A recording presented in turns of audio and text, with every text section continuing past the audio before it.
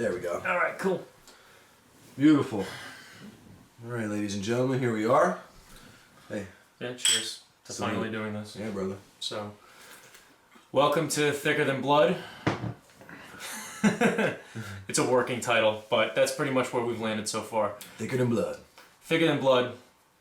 Two brothers from other mothers. For sure. And it's kind of a little background about how we are. I guess that's a great way to kind of start our true episode 1 of this podcast here. Thicker Than Blood. It's probably a lot what it sounds like. You know, Justin and I have known each other for going on about 20 years now. Our parents dated for several years, way back in the day. 5 or 6, give or take, right? And yeah, that's how it came to be, and we just became best friends, more like brothers than anything. It's kind of odd, you know, Thicker Than Blood actually kind of just rolled off the tongue because in all reality, we both have blood brothers, you know, biological brothers that I think him and I are a lot closer to each other than we are to our own actual blood brothers. So, and no disrespect to them, nothing to take away from them. It's just, you know, since the day one, Justin and I met a long time ago when, I think I was 14 years old. Give or take. Yeah. Right? And, I was 9. Something like that. Yeah. 9? I think it was 9, yeah. I thought you were like 11. No, I think it was like 9, bro. Jeez, alright, so yeah, it was probably about that. Yeah, I think you were about 12 or 13. Okay, yeah, it's 12, 13. Time flies, you know. So, and it's just, we've always had a really strong bond. You know, Justin's like my brother. When I talk about him, I tell people he's my brother.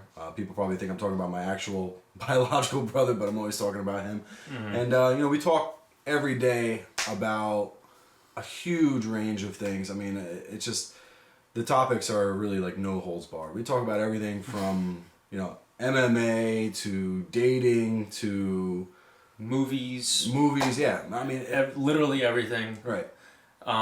There's really nothing that we don't talk about, and both of us have knowledge on different subjects. I would definitely think. I think I'm very, very well versed in the film and TV stuff. Kyle definitely can hold his own in that area as well. There's no ifs, ands, or buts about that. The MMA stuff I follow very, very, very, very closely.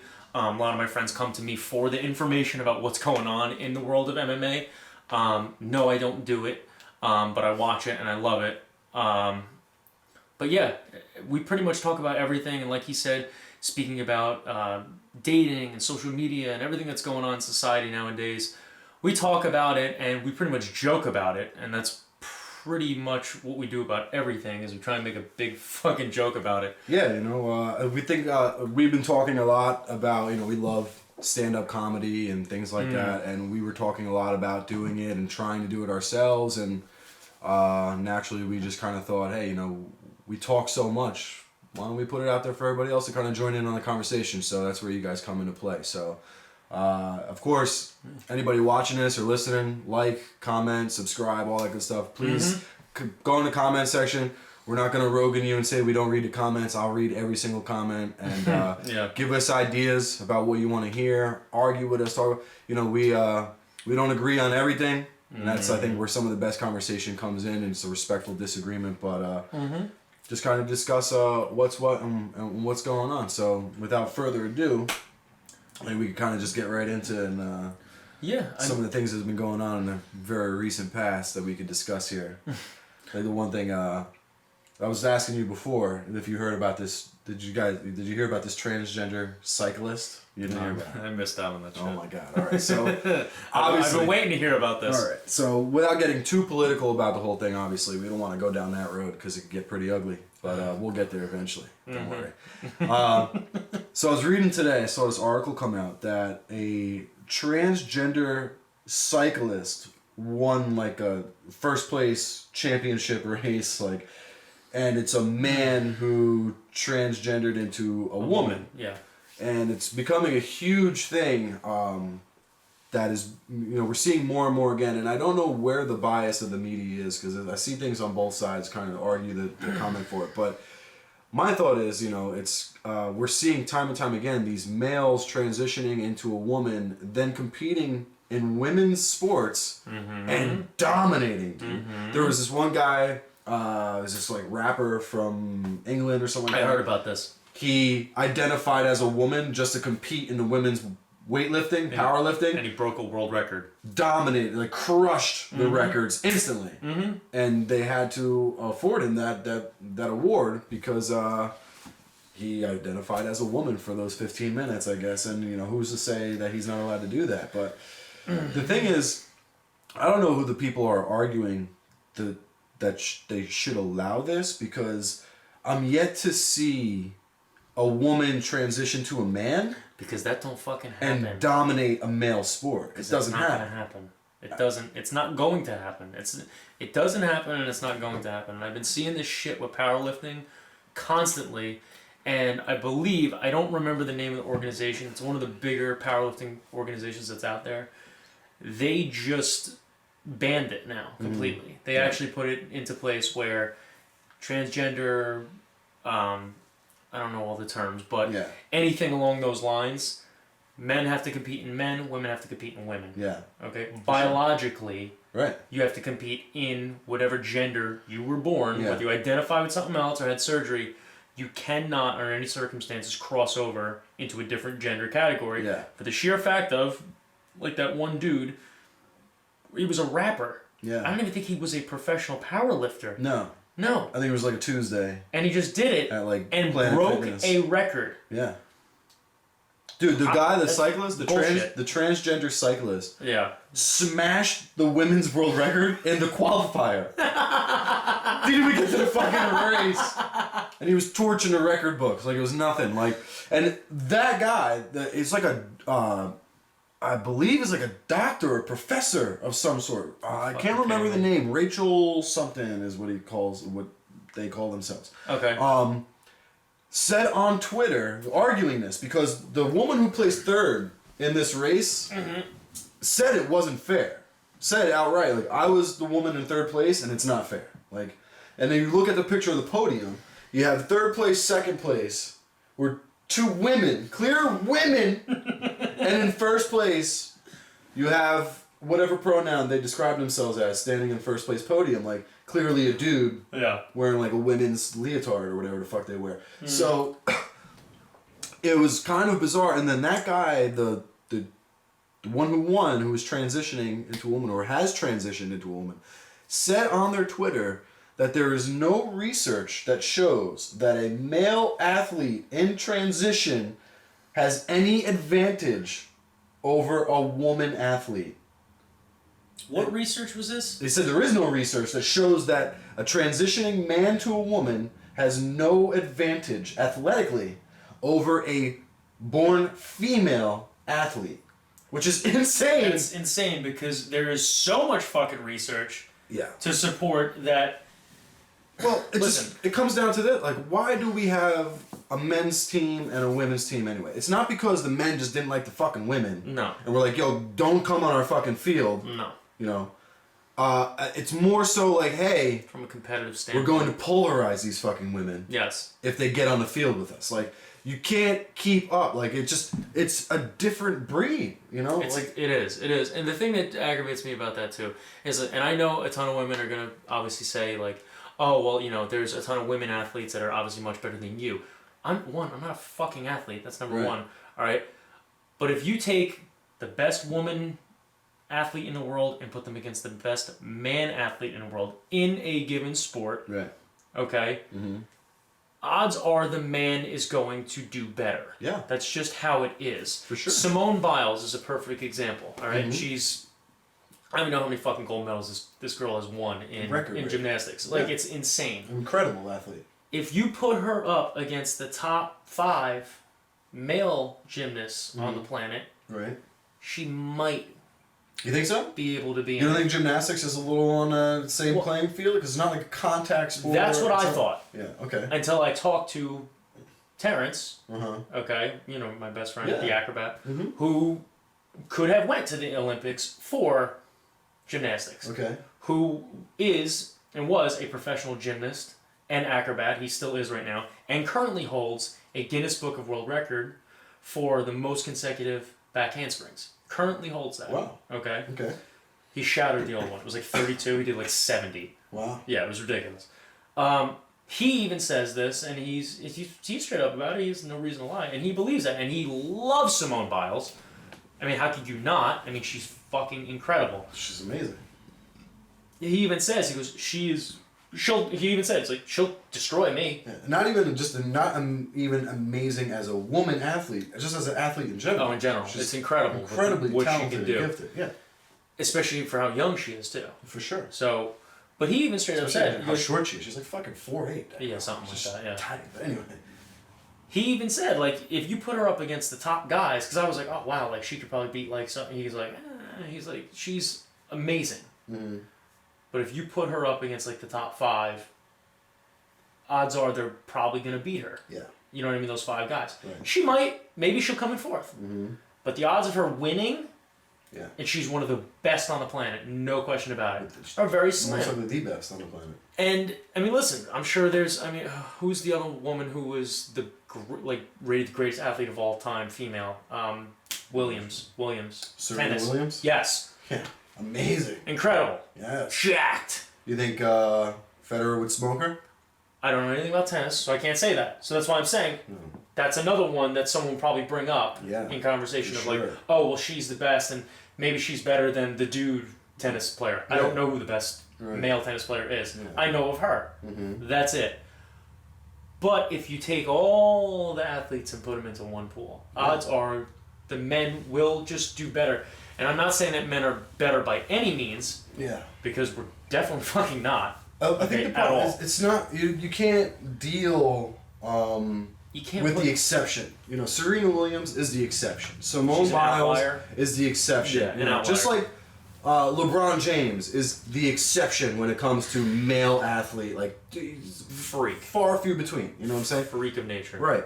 The problem is when you start to kind of muddy those waters with allowing whatever and just say, oh well, there are women out there that can do it. But what about the rest of the field?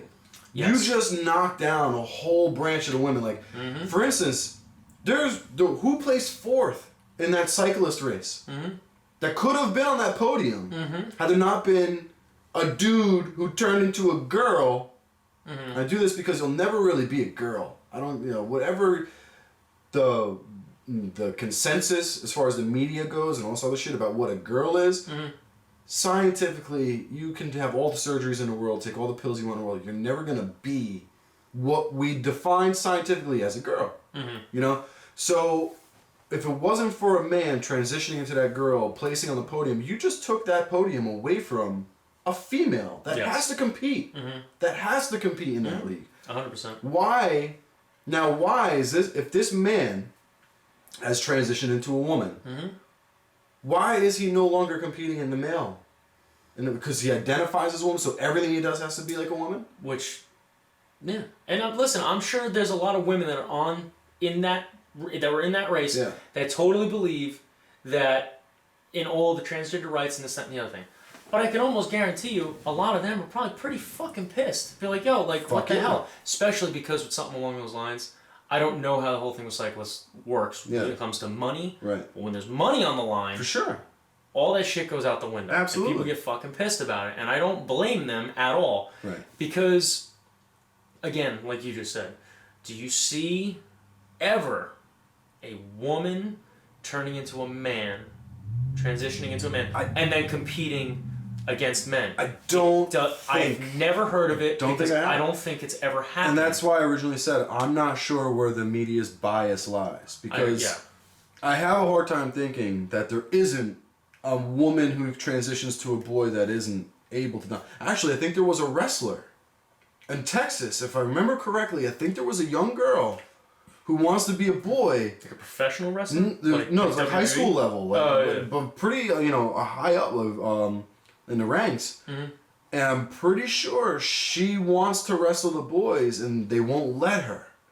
Well, that doesn't make any sense at all, because the sheer fact of I know girls who wrestled in high school that were girls I forget what it was. Who wrestled, because there is no girl-guy wrestling. But there's gotta be some outlying stories out there about women who transition to men. But again, we're talking about the exception versus the rule, and I think, you know, especially after decades and decades of this whole, like, women's equality thing, and I'm a fucking dude, so I can't really talk that far into it. You know, I don't have that much of a dog in the race, but I do have daughters. Mm-hmm. You know, I am a family man. I love women. I have women in my life that I love. I have friends that are women, obviously, and I want to see them succeed in every way possible. Mm-hmm. And when someone starts infringing on those abilities, like any other person fighting for equality, you have to start saying something. Hey, this is not fucking right. Yes. And I feel like it's a big gray area that a lot of people are afraid to offend people.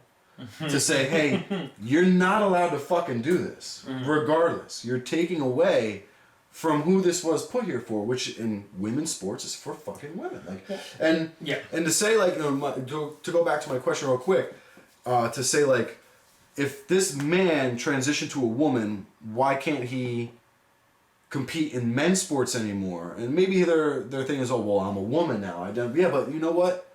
You can't do everything like a fucking woman. You're not having a baby like a woman. You're not going through a menstrual cycle like a fucking woman. You know, you're not do that. Get a period. I don't have know. a baby. No. I don't know. I've seen women transition. I've seen women transition to men and then get pregnant. Because guess what? You're still a fucking woman. You still have a uterus. Yeah. You know what I'm saying? Like, yeah. I don't give a fuck what you're stuffing in your pants. You still got a uterus in your belly. Like, so if it's just, there has to be a fucking line in the sand somewhere before you start taking away from someone's equality or someone's rights or somebody's pursuit of happiness just to fulfill somebody else's. Yes. It doesn't fucking work that way. You know? We've put into place a lot of things to try to make it as equal as possible. Maybe that's where men's sports and women's sports came from. So I'm sure there was a time when women weren't allowed to play any of that shit. Well, yeah, I mean, for the longest time, I mean, obviously, all sports pretty much generate from men, and then they made it. And this goes back to, like, you know, women's suffrage and women's voting and things like that, you know. But just like what you're saying, okay, it took time for women to get to that point. Yeah. Okay? Just like it's going to and should take time for the transgender community to get to that same point. And have their own transgender league. That should be a thing. Yeah. Okay? Because then at that point, again, you're back on a level playing field. Now, I'm not saying that me, personally, tomorrow, I could go identify as a woman and go into a sport and then come in fucking first place. Yeah. Just because I'm a guy. By no means. There's a ton of women that can kick my fucking ass. For sure. In every sport. Absolutely. 100%. My girlfriend can whoop my ass in basketball. Do you think if I fucking went in a women's league and played that I would fucking be running circles around these girls? Absolutely not. But the fact of the matter is, if there is another league, or even like when, you know, they're doing bodybuilding now and powerlifting, if there's another class for that, so let me tell you, then it makes it more even. I guarantee that if they did make trans basketball league, whatever the fuck, I guarantee you, it would be a trans men's league. And a trans women's league. Because they can't fucking compete against each other. You can't just group them all together. Because then all the trans men are going to be standing around. Like, we're getting fucking polarized here by all these chicks with dicks. Like, this is fucked up. It's fucked up, dude. And listen, like I said, maybe I have a little more emotional investment in it because I have daughters. Yeah, no. And it makes whatever sense. they decide to do in their life is, you know, I just want them to be happy. I want everybody deserves the right to have the pursuit of happiness. Their pursuit of happiness. But there has to be a line, dude. There's got to be a line where you have to say, all right, now you're muddying the waters for everybody else just to suit the happiness of one particular kind of person. That's discrimination. You know, now you're saying, oh, well, we don't want to discriminate against them, so you know what, we're going to discriminate against everybody else. Yes. You know, it's like, you guys can take it because you're not the oddball out. You know, you're not the one. And then it just gets into like, okay, well, why do we have to coddle this group of people? Or do they have a mental illness? Is there something going on that they can't deal with the harsh reality of the way fucking things are? So we have to say, all right, you know what, we're going to bend the rules to work into your realm of reality.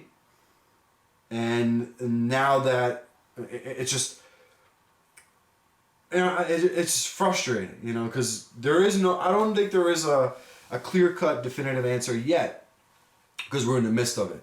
But I think seeing things like a transgender woman, a man who became a woman, winning a cycling championship, and the powerlifting thing and all that I think has to be some flags jumping up for everybody to kind of realize. And I think it's gotten a lot of women gotten their ears perking up. Say, oh, they're getting pissed. Shit. Yeah, no, they're getting fucking pissed. Oh shit! It's not just about using the same bathroom.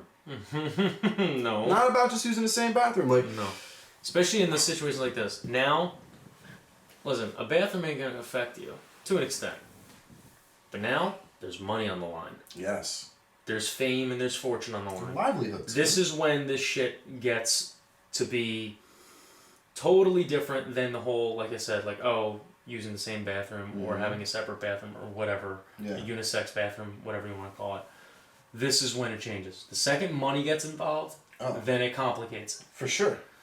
For sure. But again, I mean, listen, obviously there's nothing that you, me, or anyone else can do about it. Yeah. So it's just, obviously, everything that we say is all speculation. Yeah.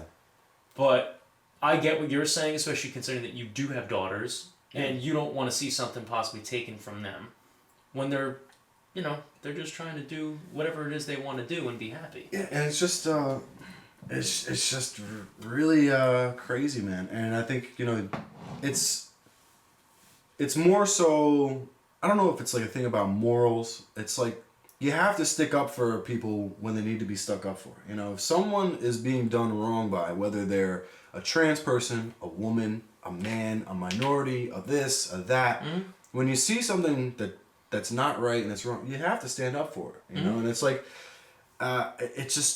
it doesn't seem to really make sense to me to, especially after everything that women in general have been through, and obviously they did have to fight for a lot of stuff, and I think for literally everything. Yeah, and I think we've finally gotten to a point where we're pretty equal. You know, there's still things about like equal pay and all that other shit. There's a lot of shit. But I think the opportunity is out there at this point for everybody to just about be able to do whatever they fucking want. You know, and I would say so. And I think now we're kind of overreaching that and saying, okay, now we let people really do whatever the fuck they want, and now it's kind of shifting everything that we've kind of created as far as a foundation goes, you know. Which it's a tough gray area, you know. But I don't know. Maybe it all comes back to like mental health. Well, yeah, I mean, but if you're looking at here's another thing for you. Okay, when you start to talk about the whole thing with women and equal rights and this and the other thing, okay, take a look at Hollywood now. Perfect example of what's going on. All right. You look at all the films that are coming out nowadays. 90% of the films that I see trailers for now, they're usually starring a woman. Oh yeah. More often than not, they're starring a woman. There's absolutely nothing wrong with that. Yeah. There's nothing wrong with that, and there never was. But the thing that's aggravating me about that type of thing is how hard they're trying to jam it down our throats. Yeah. Making it seem as though a woman never starred in anything before, and that this is such a big deal. Dude, I'm surprised that Joaquin fucking Phoenix didn't identify as a woman just for this fucking Joker movie. Maybe they realized it was gonna fucking sell really good anyway, and they're gonna sell 1 billion tickets, so they didn't need to do it, but I bet you that was a fucking ace in the pocket. One, because that motherfucker's crazy. And he's done really crazy retarded shit before. See that shit did on Letterman where you like fucking it was nuts? Yeah. He was like a rapper, had a beard and shit. Yeah. It was all in character. Like he was in character, right. I'm surprised that he didn't identify as a woman for the making and fucking advertising of this fucking movie, because who else can they put in as a woman? Like people go nuts over fucking GoldenEye. Oh, you know the next James Bond is James Bond isn't necessarily going to be a woman. 007 is going to be a fucking woman. Like, how far do we have to go? You haven't seen this? All right, so the next James Bond movie. Am I going to get mad about what you're going to say? Maybe. The next, a lot of people are getting mad because they're looking at this like, okay,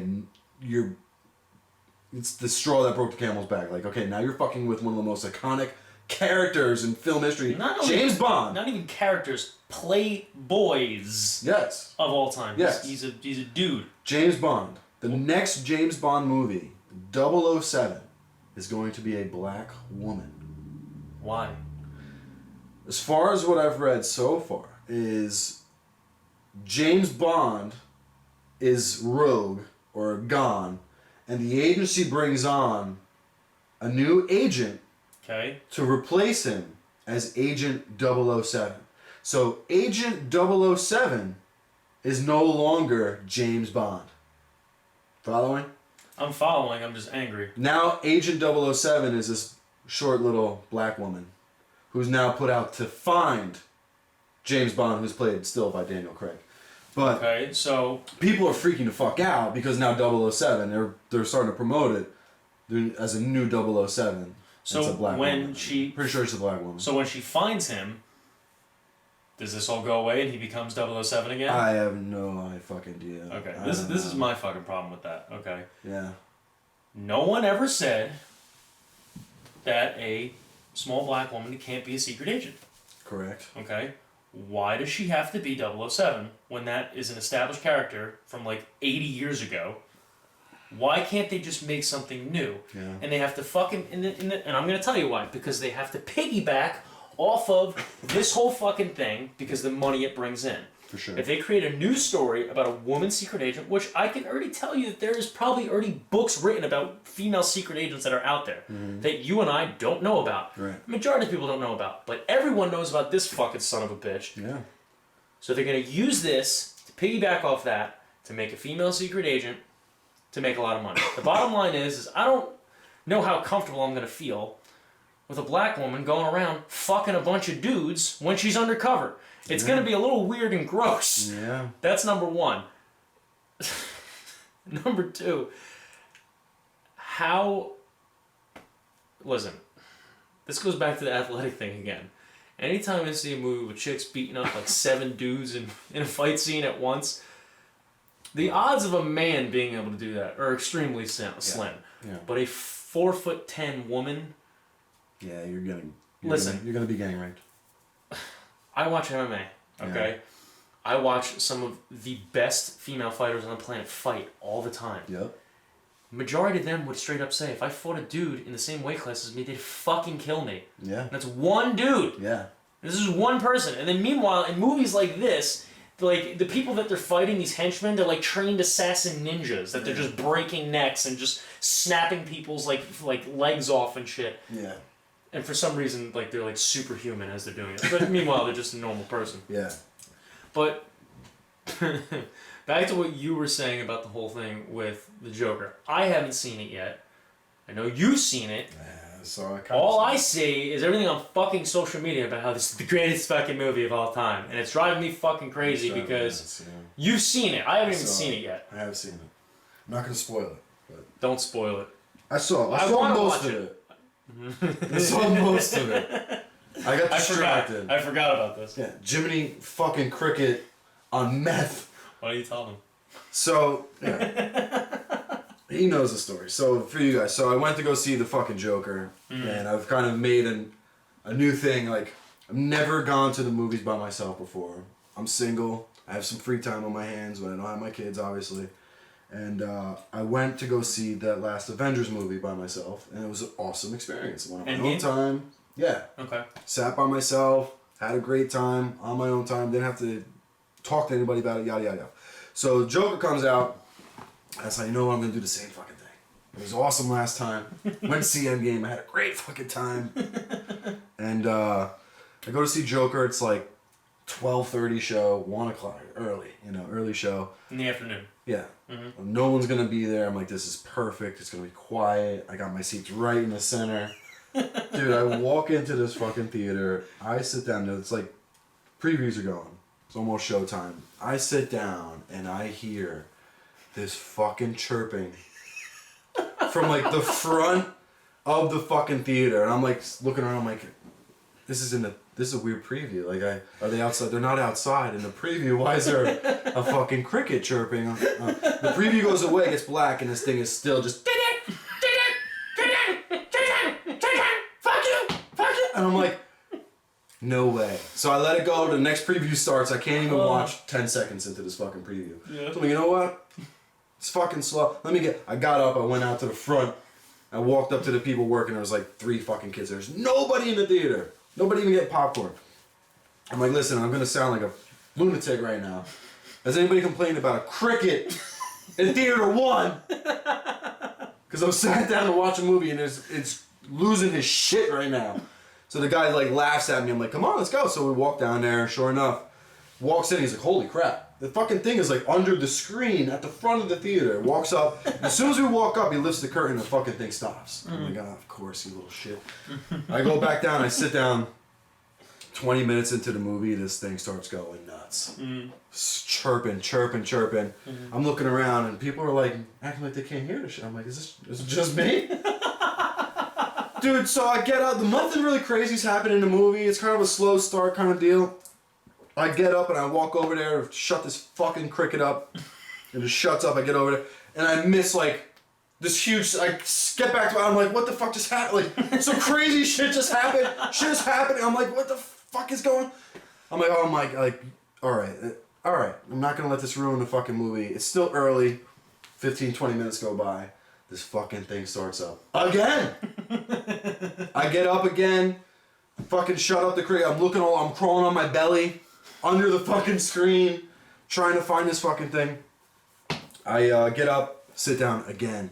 I don't know what I missed that time, right? So I'm sitting there watching a movie. The fucking thing starts chirping again, dude. 15, 20 minutes later. And now the guy a couple rows behind me gets up. And he walks over there. The fucking cricket was laughing in his face. I could hear the cricket laughing from where I was sitting. The guy gave up, walked away. Cricket's still chirping. I looked at him like, dude, bro, guy, what the fuck? So he sits back down, and there's no way I can ignore it. I get back up. I walk back over. By the time I get to the curtain, this guy's like sitting on my shoulder. He's like, we gotta get this fucking thing. Me and him are now army crawling around. I'm putting my hands under places they shouldn't go. I'm threatening to lose a finger. And he's like, dude, should we open up this fucking door? The door with the big emergency fucking exit sign. I'm like, dude, if you open that fucking door, we're gonna ruin this for everybody, you know? Like, so he's like, all right, you're right. So the fucking thing shut up. And this is a fucking scene. Now we're getting close to the end of the movie. Not a lot of crazy shit. It's some crazy. But, Robert De Niro's in this fucking movie, okay? Yeah, I saw that. I'm at a part where the Joker, Joaquin Phoenix, finally meets Robert De Niro's fucking character, okay? And I fucking with this cricket. Me and this guy are fucking with the cricket. Asshole. I go back to my fucking seat, dude. I go up and mayhem is going on this fucking screen right now. Like, the pivotal fucking point of the movie I just missed. The climax. Because Jiminy Meth Head Cricket losing his shit down on fucking. So yeah, I saw the movie. I missed a couple really good fucking parts. I'm probably gonna go see it again. Still, I am very confident in saying it wasn't that fucking great of a movie, man. Well, someone, and this will get you pissed off, someone was saying that it was better than The Dark Knight. Right.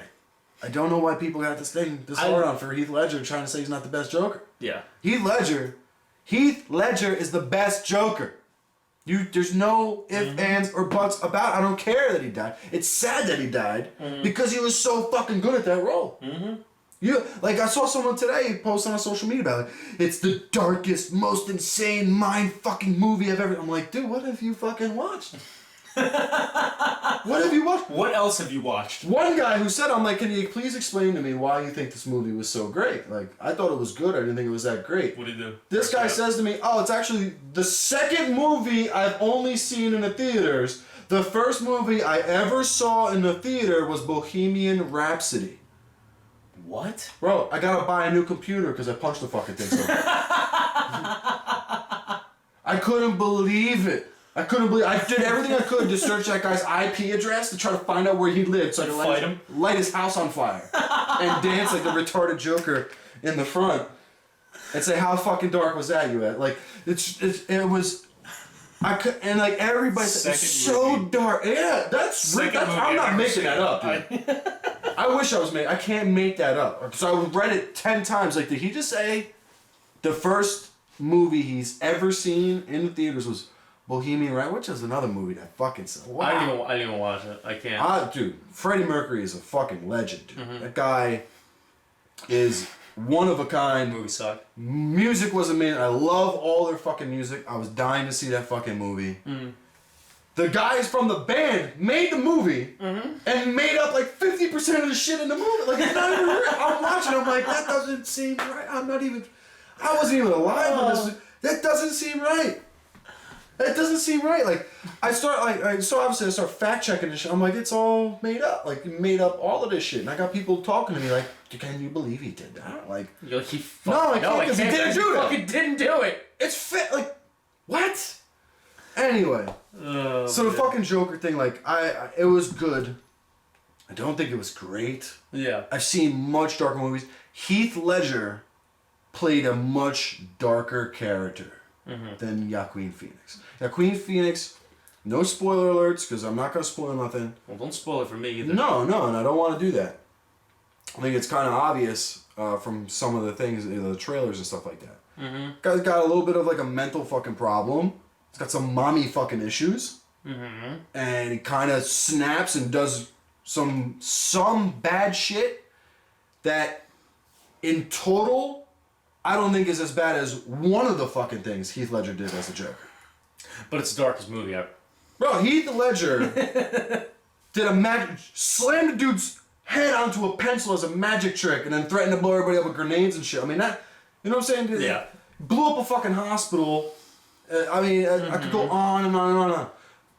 Push the fucking bitch out the fucking window. Mm-hmm.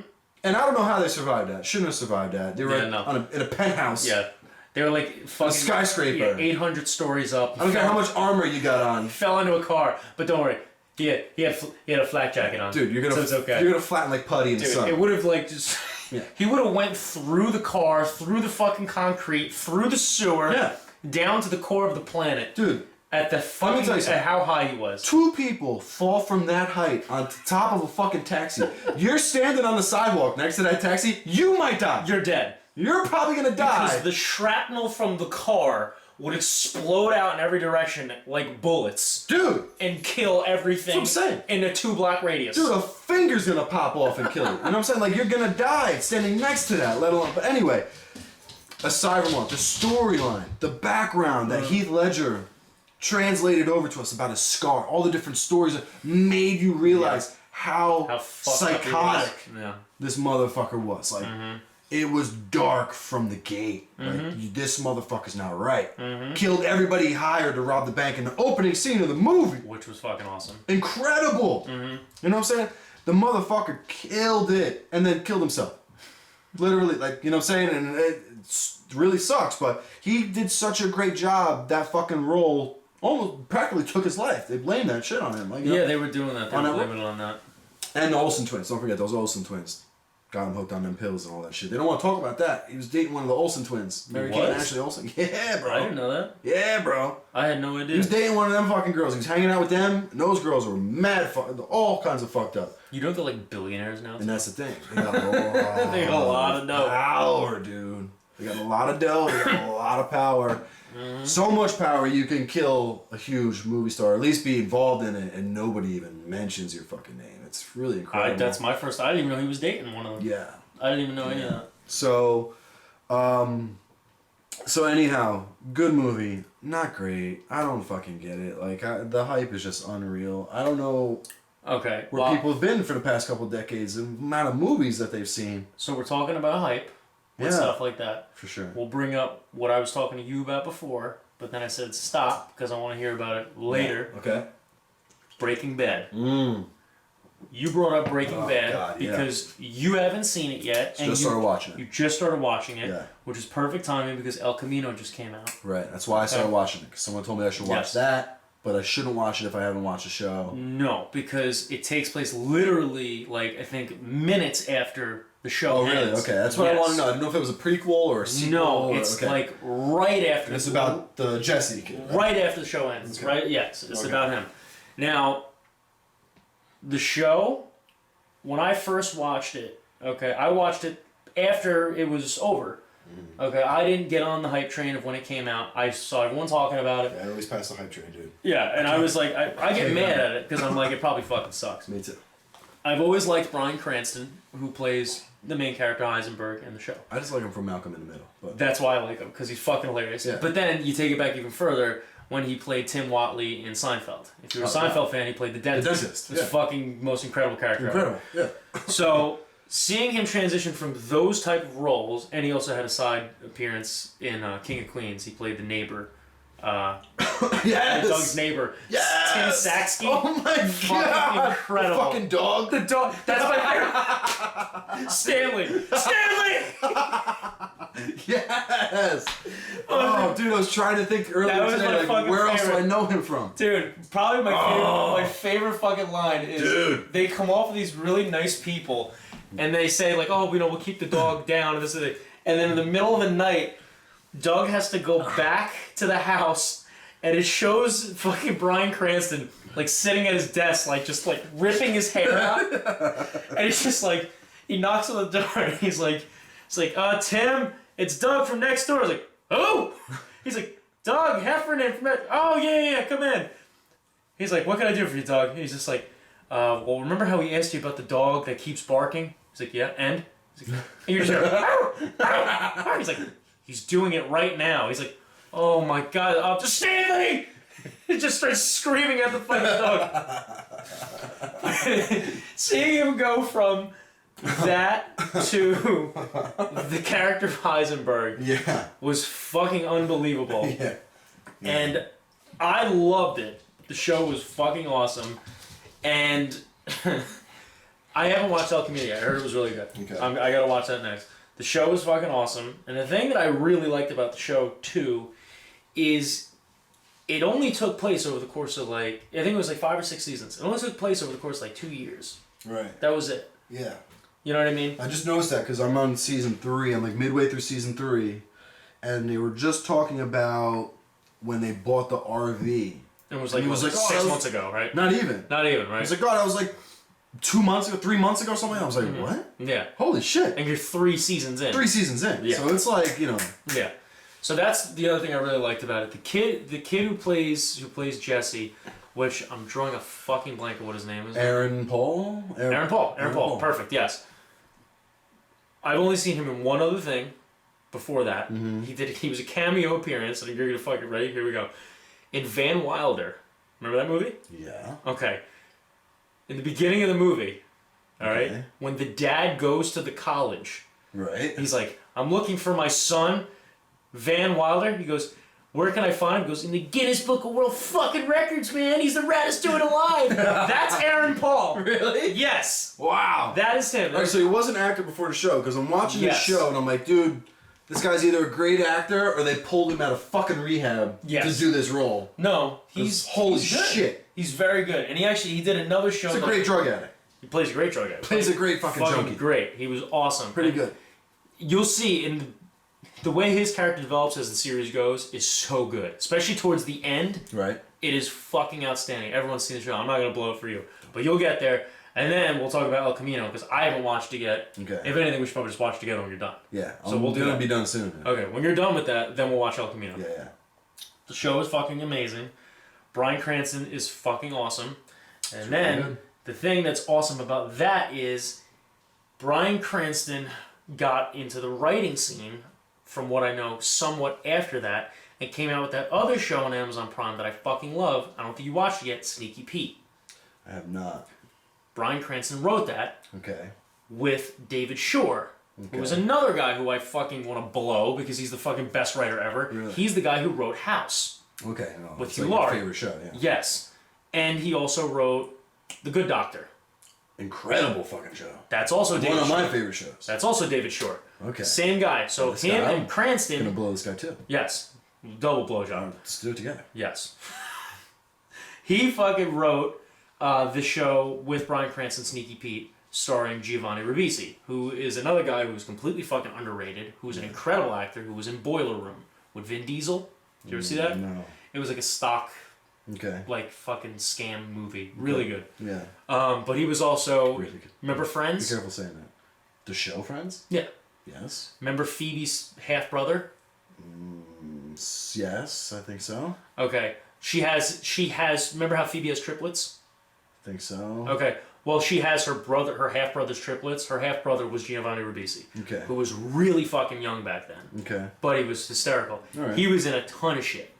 Gotcha. He was in a ton of shit on the side. He was in Contraband. Did you see that with Mark Wahlberg? I did see that. He played the bad guy in Contraband. Okay, yeah. Which has like one of the fucking best lines ever at the end of the movie, where like the dude comes down and they're like in they're like in this old man's living room and like I don't know what they're doing. I think they're like counting money or looking at drugs.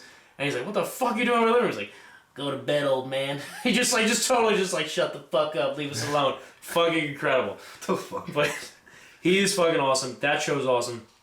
And Cranston is doing so much other shit. And obviously, once Breaking Bad came out, they started even joking about it on Family Guy about like how many fucking awards are they gonna give this guy? Yeah, right. And they actually did a bit on it like real quick. It's like, and now back to Bryan Cranston sneezing, and he's like, phew. And all of a sudden you just see a hand with an Oscar, and he's like, he just takes it, and that's it. Dude, killing it, man. The show is fucking awesome. It's really good, dude. And there's a few scenes that I still kind of can't get over. That I'm actually surprised how much it affected me. What? Because it's a fucking TV show, and some people get really emotionally invested in shows and fucking cry when they see shit. Like, I'll be the first to admit, that show fucking This Is Us. I don't know if you ever watched it. No, I haven't. It fucking related to me quite a bit with my own personal stuff. I can't watch a single episode of that shit without crying. Anyway, going back to Brick, don't watch it, dude. So anyway, don't do it yourself, trust me. But I'm not afraid to admit that. Fuck you. And the Breaking Bad shit, and I don't want to put any spoilers out there for anybody who hasn't seen it. If you haven't seen it at this point, spoiler alert, stop listening. What the fuck is wrong with you? Yeah. Even I'm watching it at this point. If I'm watching it, you should be watching it. So, when the girl died. Aaron Paul's girlfriend. Yeah, I didn't want to say too much drugs. again. Yes, I didn't want to say too much. Got her back into drugs. No, she didn't get him into it. That's right. He got her back into drugs. She was sober. Yes. But he fucked it all up. I remember that. Yeah, so again, super spoiler alert if anybody's listening to this. Shut it the fuck off or skip forward like 5 minutes. But anyway, when he stood there and watched her die,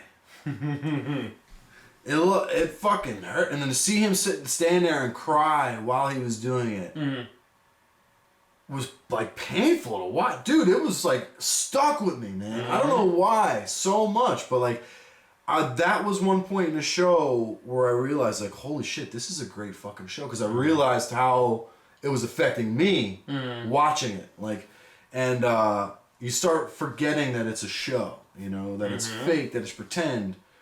And, man, that was really fucking bizarre. And that was something that, just a scene of that show where I was like, okay, this is the real fucking deal. Like, this is a great fucking show. Like, it's really going across the board. Not only that, because it's fucking funny. Oh, There's parts where it's fucking hilarious. And I was like, what the fuck did he just say? Because you forget it's again, you don't, it kind of catches you off guard. You're like, oh shit, there's some humor in this too. Like, there's some really funny parts, there's some really dark fucking parts. And it's not as dark as the Joker though. Yeah. Well, they should have fucking cast Joaquin Phoenix to be Walter White at that point. But it's a really good fucking movie, really good show.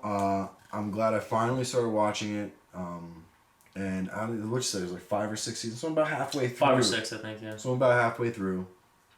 And yeah, man, I would highly recommend it. It's one of those crazy overhyped fucking shows that actually lives up to the hype, dude. And it was the same thing with me for Game of Thrones. I didn't watch Game of Thrones for a long time. I know you're not into it. Yeah. I did not watch Game of Thrones for a very long time. Really? And then, yeah. I thought you got into it right away. No. I didn't watch... I probably watched, like, live the last 3 seasons, maybe. How many were there? 8? I think there was 8 seasons, yeah. Okay. So last, you binged 1 through 5? Oh, yeah. Okay. Maybe even 1 through 6, it might have been. I might have watched the last 2 seasons live or something like that. I forget what it was, but... I put it off, and then I finally was like, let me just watch the first episode. I watched that first episode, and I was fucking blown away. So, and I think the opposite happened for you, right? You watched that, and I tried, dude, and I got to like season 3, and I couldn't. Really? dude, that's when it starts cranking up. That's what I try to tell people. That's what you said to me, and I'm like, dude, I've been watching like 30 hours of the show already, and I'm fucking not, like, I'm not there. And you're like, dude, it's gonna get good. Someone pulled the same shit on me with fucking... Did you get to the wedding? I don't remember. If you didn't get to the wedding... I don't even remember. If you're saying that, you didn't get to the wedding. I don't even remember. The wedding. It's called the Red Wedding. No. Yeah. Alright, that's why. Anyway, if you make it to that point, you start realizing, holy shit. So you're telling me that before the Red Wedding, all that shit sucked? It didn't suck. I thought it was good too. Yes, you thought it was good. I think once you get to that point in the show, it starts really like just turning up. It was just, you know what? It was one of those things where the people hyping it pissed me off to the point where I almost didn't. It's like I'm like, I almost don't want to like the show because everyone does, which I do with everything. But the thing that aggravated me the most is when someone who I know knows absolutely nothing about this subject goes, "Oh my god, the writing is so good." Like, you don't even know what the fuck that means. Like, that fucking drives me nuts. But, you know, dude, the writing is so good. I'm like, shut the fuck up. You have no idea what you're talking about. You're just saying it because someone else said it. And man, did that come back to fucking blow up in their face. Because now it's not cool to like the show anymore. No, because it's cool to hate the show. Yes. Because of that last season. Yeah. And man that made me, and I'm like, I hated the show from the beginning. Everyone's like, oh my god, it fucking sucked. You see the end? I'm like, no, because I hated it from the beginning. People completely write off 7 seasons because of how it ended. Greatness. Yeah. Because it's 6 episodes of pure shit. Did you hear about the petition that they were trying to do? Yes, to rewrite the whole fucking thing. To rewrite it? Dude, because there was like a guy online who wrote a whole season 8 of how it should have went. And people were like, this is it. This is it. This is it. Yeah. This is what you need to do. Like, now they gotta get the funding and all the fucking people back. Yeah, like that guy, what's his name? George R.R. Martin or whatever. He's got his ears stuffed with fucking hundreds. And he's like, I can't hear you. We're moving on. Yeah, they're like, we're done. It was terrible. Dude, that last season was bad, right? I heard it was bad. Because what that person said, whoever the fuck they were, the writing is so made. They're right. They were right, even whether they knew what they were talking about or not. The writing was fucking incredible, dude. It was an amazing fucking story. And to have all of that done and to go into season 8 and do it the way they did it. It was a disaster. It was insane, dude. It was bad. It was only 6 episodes. What were they normally, 10? I believe there were 10. Mm-hmm. Yes. So it's 4 hours you're cutting out right there. Right. And they start off by saying, we're going to do shorter episodes. We're going to do a lower amount of episodes, but they're going to be longer episodes. It's going to be like, you're going to be like watching a movie each fucking time. And then it was like, you know what, fuck. I think one episode was like 45 minutes.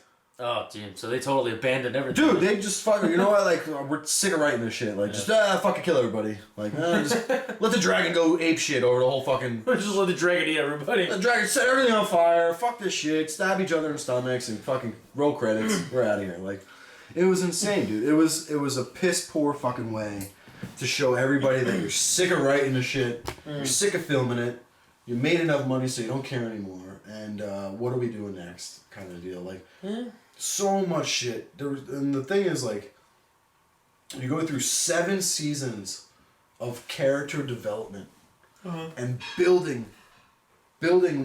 what this person is and what they do and how they act in certain situations, and throw that all out the window. Was that bad? Yes, dude. That's a fucking shame. Cersei Lannister. The redhead? No, Cersei was the queen, the blonde-headed queen. The one who was like fucking her brother? Yes. And she was an incredible fucking villain because she's ruthless. Mm-hmm. And would let nothing fucking stop her. Totally kind of like just went off the like abandoned that whole thought process, and like I guess she kind of like went down with her ship kind of thing, but no, that's not Cersei Lannister. And then the biggest one for everybody was Daenerys, the main character, the Dragon Queen. I can't with her. So I can't with Emilia Clarke Brown. The thing was with her is that she traveled the whole world to amass an army. I remember that. To take back the throne. I remember. Okay? Mm-hmm. Everywhere she goes, she's like recruiting. Right, and a woman of the people, and I want to do the right thing. We're not going to just slaughter everybody. Like, it is what it is. Mind you, she killed a lot of people. But there were people who were defiant to her, and So going against her, she gave them the opportunity to join her. I was like, listen, if you don't join me, this 60-foot dragon is about to roast you. You know what I'm saying? Like, and actually did that. Gets to what's called King's Landing, the throne and all that shit. And they're going about, trying to break into King's Landing, her and her army. And she's on a dragon, okay? And they were saying like, all right, if you surrender, we're not gonna kill everybody. We're just gonna come in and take take over. They surrendered. Cersei Lannister, which again, totally out of character, surrenders. Rings the bells, let them know, like, all right, we give up. And at that moment, Daenerys, the Dragon Queen, snaps and flies off on her dragon and destroys everything in her path. Like, roasts everybody in the town, destroys all the buildings, destroys the castle, destroys the throne, like, all of it. Why? Nothing. Just totally abandoned all character development for that. No reason. No reason. And then they kill her. Awesome. I'm not going to spoil that. Doesn't matter because I'm not going to watch it. Yeah. People out there, I mean, everybody probably all watched it. No one really cares at this point. It's all over the place what happens. But it was terrible fucking writing, dude. For such a great show. And it's kind of like, if you're like, it's the equivalent of watching a player like LeBron James dominate, get to the finals, and miss every shot he takes. Wide open dunk, bouncing off the back of the rim. Yeah. You know what I'm saying? Like stubbing his toe, and he's out for a quarter. Like it's just, you're seeing what is potentially one of the greatest have one of the shittiest performances that you've ever fucking seen across the board for anything. Like, it's exactly what it's like. Watching Wayne Gretzky play his whole career, and then get to the biggest game of his life, and he's chipping fucking pucks over them. Like, you know what I'm saying? Like, it's that same fucking thing. You're watching one of the greatest shows ever made, totally fall on its face in the home stretch. Oh god, it was terrible, dude. Well, if you want to talk about that, I love that show, man. I named one of my fucking daughters after my favorite character, Arya. That's what that's from. That's where I got that name from, Arya. It's not spelled the same. You got it from the fucking casino in Vegas. No, it turned out that was total. I had no idea that a casino existed until after she was born, and we were about to go to Vegas, and I was like, Just say that's what it is now. No. Arya Stark, dude. Incredible fucking character. From the very first episode I watched. She, if you watched it... Was it the young one? She was like a tomboy. The young one? The girl, yes. The little young one? Yes. Okay, alright. Yeah. She survived the whole show. And turned out to be the baddest motherfucker ever. She killed the fucking Night King. Who was the baddest motherfucker there is. Did the little dude make Tyrion made it, yep. They almost killed him, but he made it. I figured he was. He survived. Yeah. That was the other thing too, man. At one point... How about Jon Snow? Made it. Oh, really? So killed the Dragon Queen, dude. Oh, that's a shame. His girl. Who turned out to be his aunt. Ew! Yes! He was fucking his aunt? He had no idea at first. Ugh. Yeah. So much incest in that show. A lot of incest.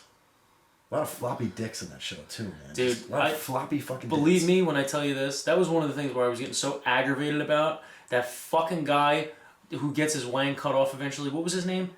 That fucking prick. He was also in John Wick. The dude who gets his wang cut off. I can't remember. He's got red hair.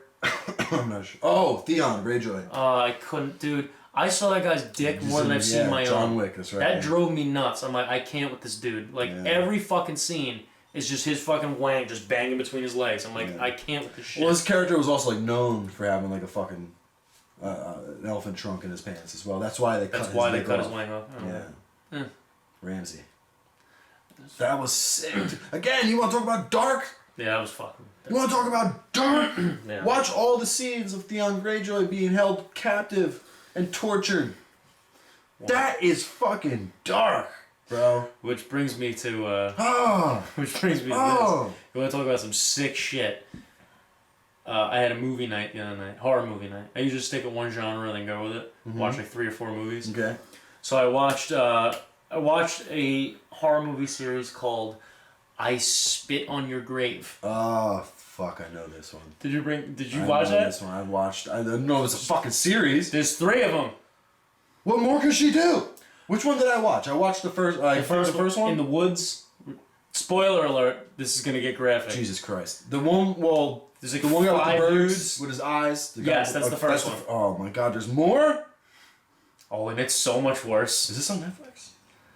I think Prime, Amazon Prime. I don't give a fuck. I'm gonna find it. I'm probably gonna watch it tonight. So the first one, that was fucking sick. The 5 dudes rape her. Yeah. And then she gets revenge and fucking kills every single one in some fucked up manner. Dude, some of those scenes I haven't cringed since I've seen like Deliverance. You ever see fucking Deliverance? No, I actually haven't. Oh my god, dude. The eye pecking, the pecking of the eyes with the birds was one of the worst. Did she fuck the one guy with a shotgun?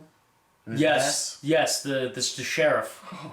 That was messed up, dude. The other ones, so much worse. Yeah. Oh really? So much worse. The second one, it's a different girl. Same thing. Gets raped by like 5 dudes. Oh. And then like gets taken to New York, like to Bulgaria. Then it's like human trafficking. Then they fuck her. They pee all over. It's all fucked up. Then they bury her alive. That sounds like an R. Kelly movie. It's horrible.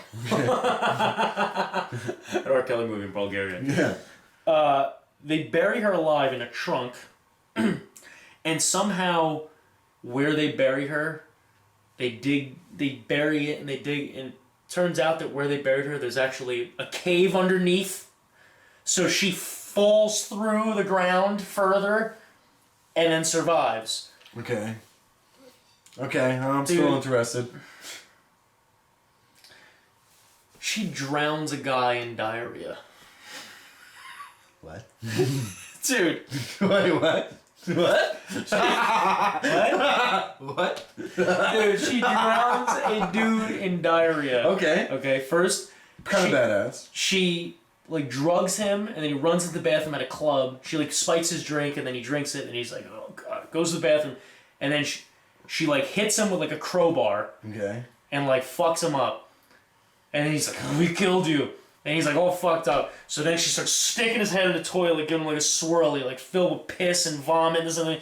And then she pulls him into the other stall, and there's fucking diarrhea everywhere. She's like, fuck you. And just... Is it her diarrhea? They never explain that. If it's her diarrhea, that's even more bad. That's what I'm saying. It's so gross. Drowns him in the diarrhea. Wow. Another guy that she kills. Dude, I would puke on somebody while I'm drowning them in diarrhea. Oh, he's like throwing up everywhere. It's so no, gross. if I was her, if I was drowning somebody in diarrhea, I'm also puking on them. On their back and their head. Oh, for sure. She didn't even care. It didn't faze her a minute. So then, another guy, she kills him by putting his balls in a vice. Okay. You could die from that? You bleed out? Is that what it was? Oh, well, they show it all, so you can watch it. They show this. Oh. They show like a flaccid penis. God. They show a ball sack in a vice, and her like cranking it, and then the guy's like, ah, like fucking dying. Oh. It's disgusting. He actually ends up getting shot in the head by someone else because he doesn't die. Okay. But listen, it's fucking gross. That was in the second one. The other deaths weren't as bad. She like cuts a guy and like rubs some shit in it, and then he dies of like an infection. Sepsis? Yeah, something like that. What the fuck? I don't know if it was actual shit, but she rubbed something in it. That's terrible. It's horrible. What the fuck?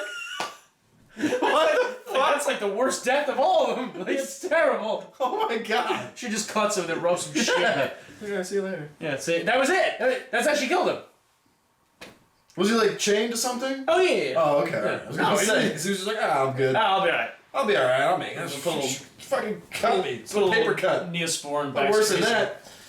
So yeah, but the third one. Oh god. Shows the most gruesome fucking thing I've ever seen. Really? And I sent this to Nick. Okay, I sent him screenshots, and I had to hear him on the phone when I did it because his reaction was incredible. Okay. So the third one has the girl from the first one again.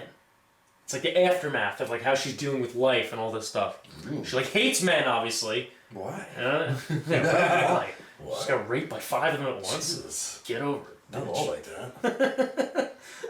So fucking, she goes to like a rape group. Okay. Okay. And in this group, there's obviously a ton of people that have been raped, or like one's like a father who had a daughter who was raped and then she killed herself because the guy got off and this and the other thing. Yes. And then one of the other girls that's in there is like, badass or whatever. She's like, emo and whatever. And like, so she makes friends with her, and then that girl ends up getting raped and killed by her boyfriend. So then now this girl snaps again, and she's like, oh, I'm gonna fucking kill him. I'm gonna kill everybody. Yeah. Everyone in this group, whoever raped them, I'm gonna find them, I'm gonna kill them. So basically, she's like a detective now. She's finding these people. Awesome. The one guy,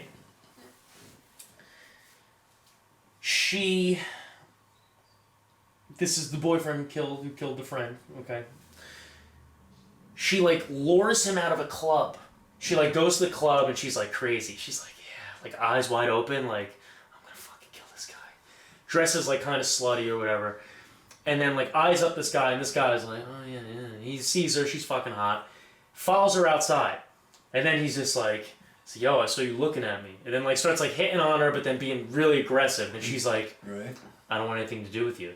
No, don't touch me. But, like, smiling evilly as she's doing it, because she knows what he's going to do. So then he's like, oh, come on, you know you like this. And, like, starts, like, touching her and kissing her. So then she, like, smacks him, and he smacks her. And she's like, oh, you hit like a pussy, this, that, and the other thing. He's like, yeah? Like, fucking, he forces her down on her knees. Okay. Pulls his fucking dick out. Okay. And, like, forces her to blow him. Alright. As this is happening, she pulls a knife from her, like, leg. She had it, like, strapped to her leg. Pulls a knife. Has the cock in her mouth. Sticks the knife underneath. Bites the tip off. Splits it in half. Stabs him in the balls a bunch of times. When he falls on his knees, she spits the tip in his face. You said this on Pornhub? Which one was it? On Pornhub? I can show you on Google Images pictures of this. Jesus Christ. Okay? They show it. I've seen this porn. Dude, it's disgusting. Wow. I was like, and then she beat him to death with a crowbar as he was crawling away. That was one. She sledgehammers a lead pipe through a guy's asshole. Oh. That was pretty wicked. She's a pervert. It's sick. She's a perverted freak. Yeah, it's really sick. But the penis thing with the knife was fucking grotesque. That really made me like almost sick to my stomach. But it was worth a watch. I'm not gonna lie. It was fucking hilarious. You're gonna let a girl blow me again? Dude, terrifying. Jesus fucking Christ. Terrifying. I was like, oh my god. Like that could happen to anybody. But yeah. But truth be told, the guy totally deserved it. I was just like, I was rooting for her. I was like, yeah, cut that dick. Oh, God. Cut it off. Oh my god. But yeah. It was fucking gross. But I will say, worth a watch. And I watched the new Child's Play movie. Did you? Yes, they made a new Chucky, and it's actually the one of the only Chucky movies, which is not obviously in the old storyline of like all the other 9 that came out already. Yeah. It's totally different. Where I was like, actually, you know what? This actually isn't bad. Really? None of them have been tolerable for me, so I have to watch well, they're not, because they're terrible. They're terrible. Dude, I would fucking just beat the shit out of a fucking doll. I don't care how big his knife is. He doesn't even have a big knife half the time. It's like a fucking... It's like a spork. Yeah. Dude. A pocket knife. A little bit of fucking hairspray and a lighter. That's it. It's done. Like, you're gonna sizzle, bro. Dead. You're made out of fucking... You're not even made out of Egyptian cotton. Like, you're made out of polyester. I'm gonna melt you like a tracksuit, dude. Makes no sense. Yeah, you're done. Makes no sense. I don't understand how anybody was ever killed by a doll. If you get killed by a doll, you deserve probably to be killed. Yes. Survival of the fittest. Yeah, for sure. In this one... Okay. Somewhat spoiler alert, but not really.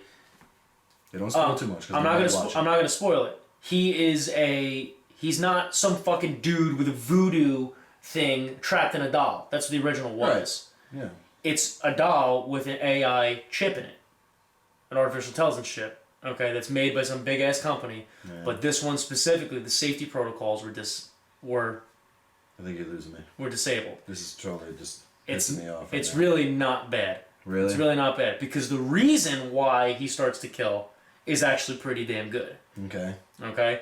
And if you do watch the movie, or I could just tell you... No, don't tell me. Okay, if you do watch the movie, you'll see what I'm saying. The reason why the doll actually does start to kill is actually pretty damn good. Really? I was like, okay, you know what? I actually like it. You know what I mean? All in all, it's a killer fucking doll, alright? I mean, you know what you're getting into, but at least it's not a dude who did a voodoo thing and got trapped in one. I've watched worse. Mark Hamill voices him. Really?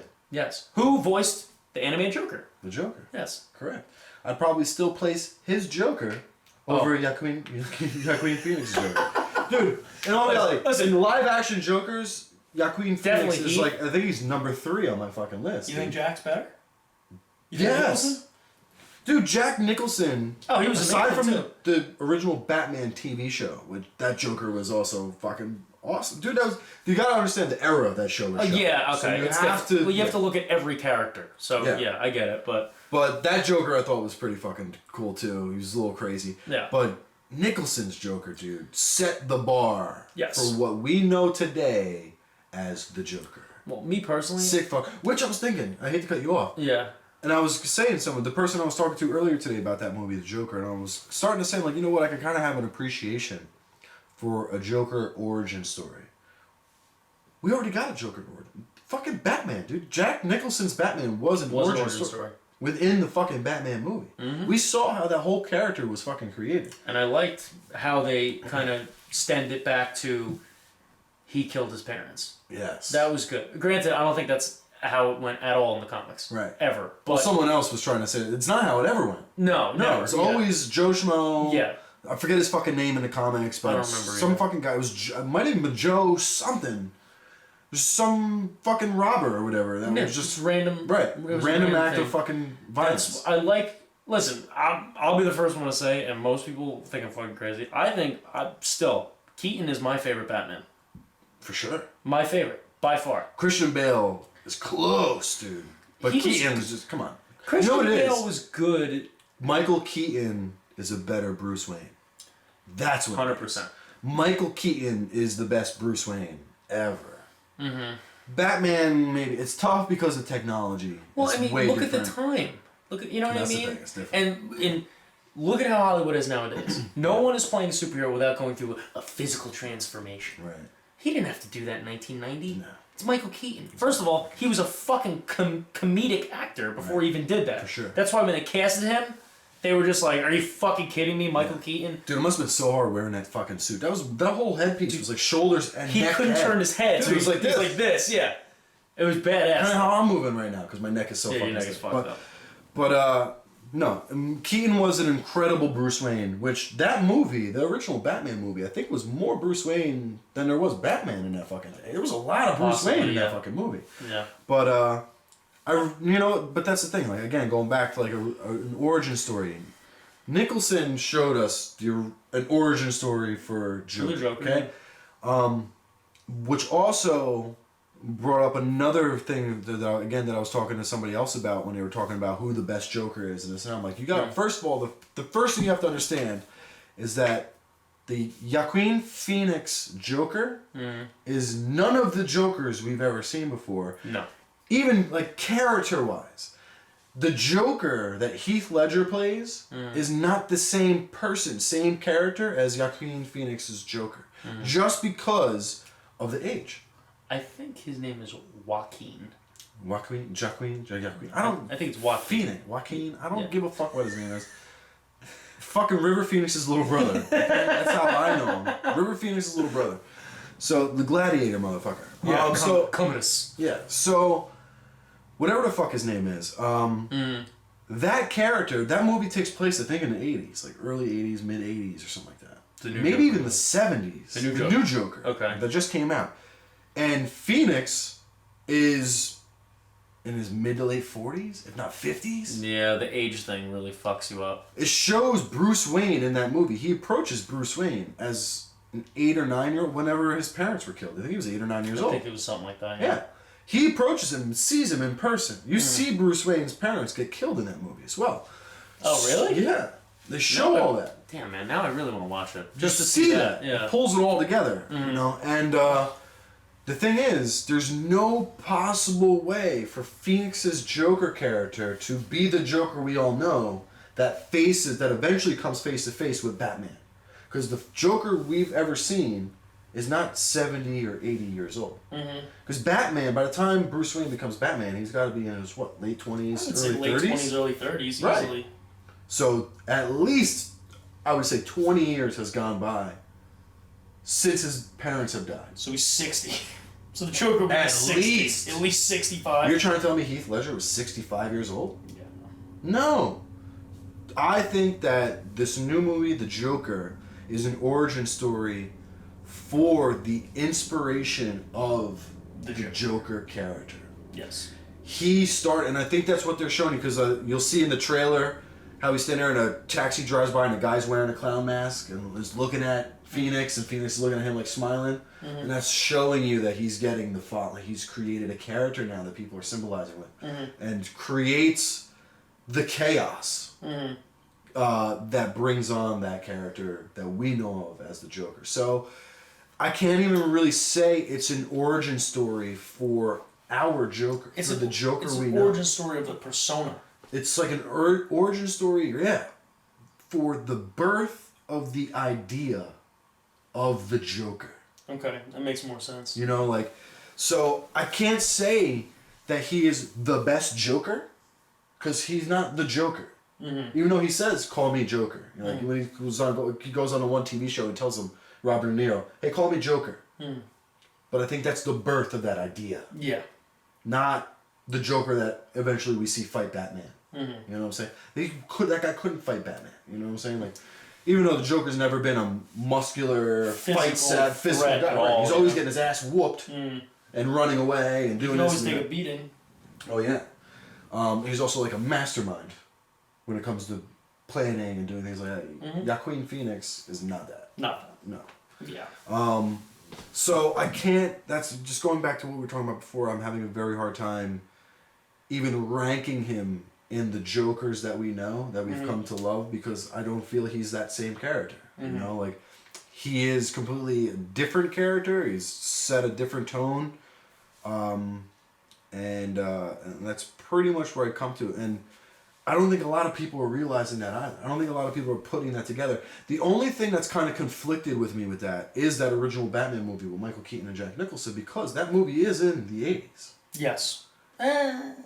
Late Early 90s? Well, it came out in 1990. It was filmed during 1988, 89, right. give or take. But we see somebody become the Joker character. Yes. So that's the only thing that's conflicting with me, is like, okay, well, how is the timeline really working? Because now we see Batman, and there was no Joker, and a Joker character got created with Jack Nicholson and such. So how does that all mesh in? Or now are we talking different universes and different? At that point, it's got to be, because one, fucking DC's got to do something to try and compete with Marvel. Yeah. So, because it's just a fucking train wreck. Yeah. You saw Justice League? I don't even think I could finish it, to be honest with you. Don't, because you'll just want to fucking blow your brains out. It's terrible. It's so bad. But it's like, I think most people are drawing the correlation between Dark Knight and this Joker movie. One, because Heath Ledger is the greatest fucking Joker, and it was a really big movie. I think a lot of people revere that as one of the best movies ever. Yeah, not just comic book. I agree. It's one of my favorite fucking movies. You know, but it's totally like it can't even play into the same timeline if you're considering them the same character. Yeah. So that's why I say we cannot judge who was the better Joker, because I don't even feel they're playing the same character. I can almost agree with that, actually. You know? Granted, I haven't seen it yet. Without even seeing the movie. I can almost agree with it. Just for the whole age factor and what you're telling me about, you actually see Bruce Wayne as like a young kid. Yep. So he talks to Bruce Wayne. Well, this is why, like, when they came out with that show Gotham, never watched it. It shows all the young characters, right? Like, but it shows, is that what it is? I never watched it. It's everyone growing up, apparently. Right. Batman, Penguin. Joker, Penguin, like everyone, Poison Ivy, like they're all kids growing up through the year. Right. I didn't understand it because it was like, alright, I was like, well, no one's gonna die, because obviously Batman's gotta fight one of these motherfuckers later on. Yeah. So I was like, why am I gonna watch this? But then everyone was like, dude, you can't look at it like that, just watch it because it's really good. Yeah. I haven't watched it yet. I would like to. But I was gonna say, that also, one of my favorite things about that original Batman movie with Michael Keaton, the Joker actually dies in that fucking movie. Dude, he drops. Yeah, no, he does. He drops that motherfucker. And he's laughing at the end. Yeah. He's got the great. Yeah, the little well, yeah, you know what I mean. Or something like that. It's like in like a red pouch in his pocket, and the commissioner like pulls it out. It's like just fucking laughing over and over again. Yeah. But actually dies. Yeah, he did that. Batman normally doesn't kill anybody. You know? No. Especially in these recent movies. You know. No. He killed Penguin too, technically. Well, actually, no. He didn't kill either one of them. Yeah. He killed Jack Nicholson. Well, Jack Nicholson... He just let go. Yeah. That's why I say he dropped him. Yeah. Jack Nicholson let go because that statue was wrapped around his leg, which obviously Batman directly did that. Oh, now I'm remembering. Michael Keaton was trying to save him. Well, no. Right? No. He didn't let him go. He was trying to escape on the helicopter. Mm-hmm. And then he fucking shot something around a statue that wrapped around Nicholson's leg. Mm-hmm. And then when he pulled away, the statue fell and was like dragging him down the ladder. And then he fell. Right. Same thing with the Penguin. He didn't kill the Penguin in Batman Returns. Mm-hmm. He threw something at him and the bats fucking swarmed around and Penguin fell through a window. Right. And that's how he technically died. That was all Tim Burton, wasn't it? That was both of them, yeah. Fucking amazing. Incredible. And then Batman Forever came out and made me fucking hate everything. Yeah, that was Kilmer. And then Arnold Schwarzenegger? No, that was Forever? No, that was fucking Batman and Robin with Clooney. Oh, that was Clooney. Oh. He literally sat... Still better than Kilmer. He sat in the theater, watched the premiere, and said, "My fucking career is over," as he watched it. Clooney straight up said that. He was like, I literally was like, my fucking career's over when he watched that movie. That's how fucking bad that was. Kilmer was terrible, dude. That was really bad, yeah. Terrible. Dude, Jim Carrey is the fucking Riddler. Really? Well, that I can kind of actually see, to be honest with you. How? The Riddler was not weirdly flamboyant and like all that weird shit he was doing. He played more of a Joker than anything. Which, by the way, brings me right fucking back. I fucking forgot about this. Jared Leto's Joker... That can't even be in the fucking... Yeah, right? I don't even think of him when I think of Jokers. I forgot until just now because he reminded me of Jim Carrey as the Riddler. To me, Jared Leto's Joker was like a wannabe... in terms of what they were... What his character was in the movie, which Suicide... I couldn't even watch that whole movie. That movie was so fucking bad. Terrible. Dude. Terrible. But Jared Leto's character to me was like a wannabe in that universe that wanted to be the Joker, who was just crazy as fuck. Yeah. And mimicked the Joker, but wasn't the real Joker. I don't know if I'm just putting it in my head because of how terrible it was, and I don't want to attribute him to being a Joker. I almost fight people when they talk to me about him being a Joker. I don't understand it. It was really fucking bad. And now they just gave Harley Quinn her own fucking movie. Dude, don't even get me started on Margot Robbie, man. Because let me tell you something right now. Listen. She's beautiful. She's hot as fuck. And that is it. That's it. That's it. That is it. I'm sorry. Yeah.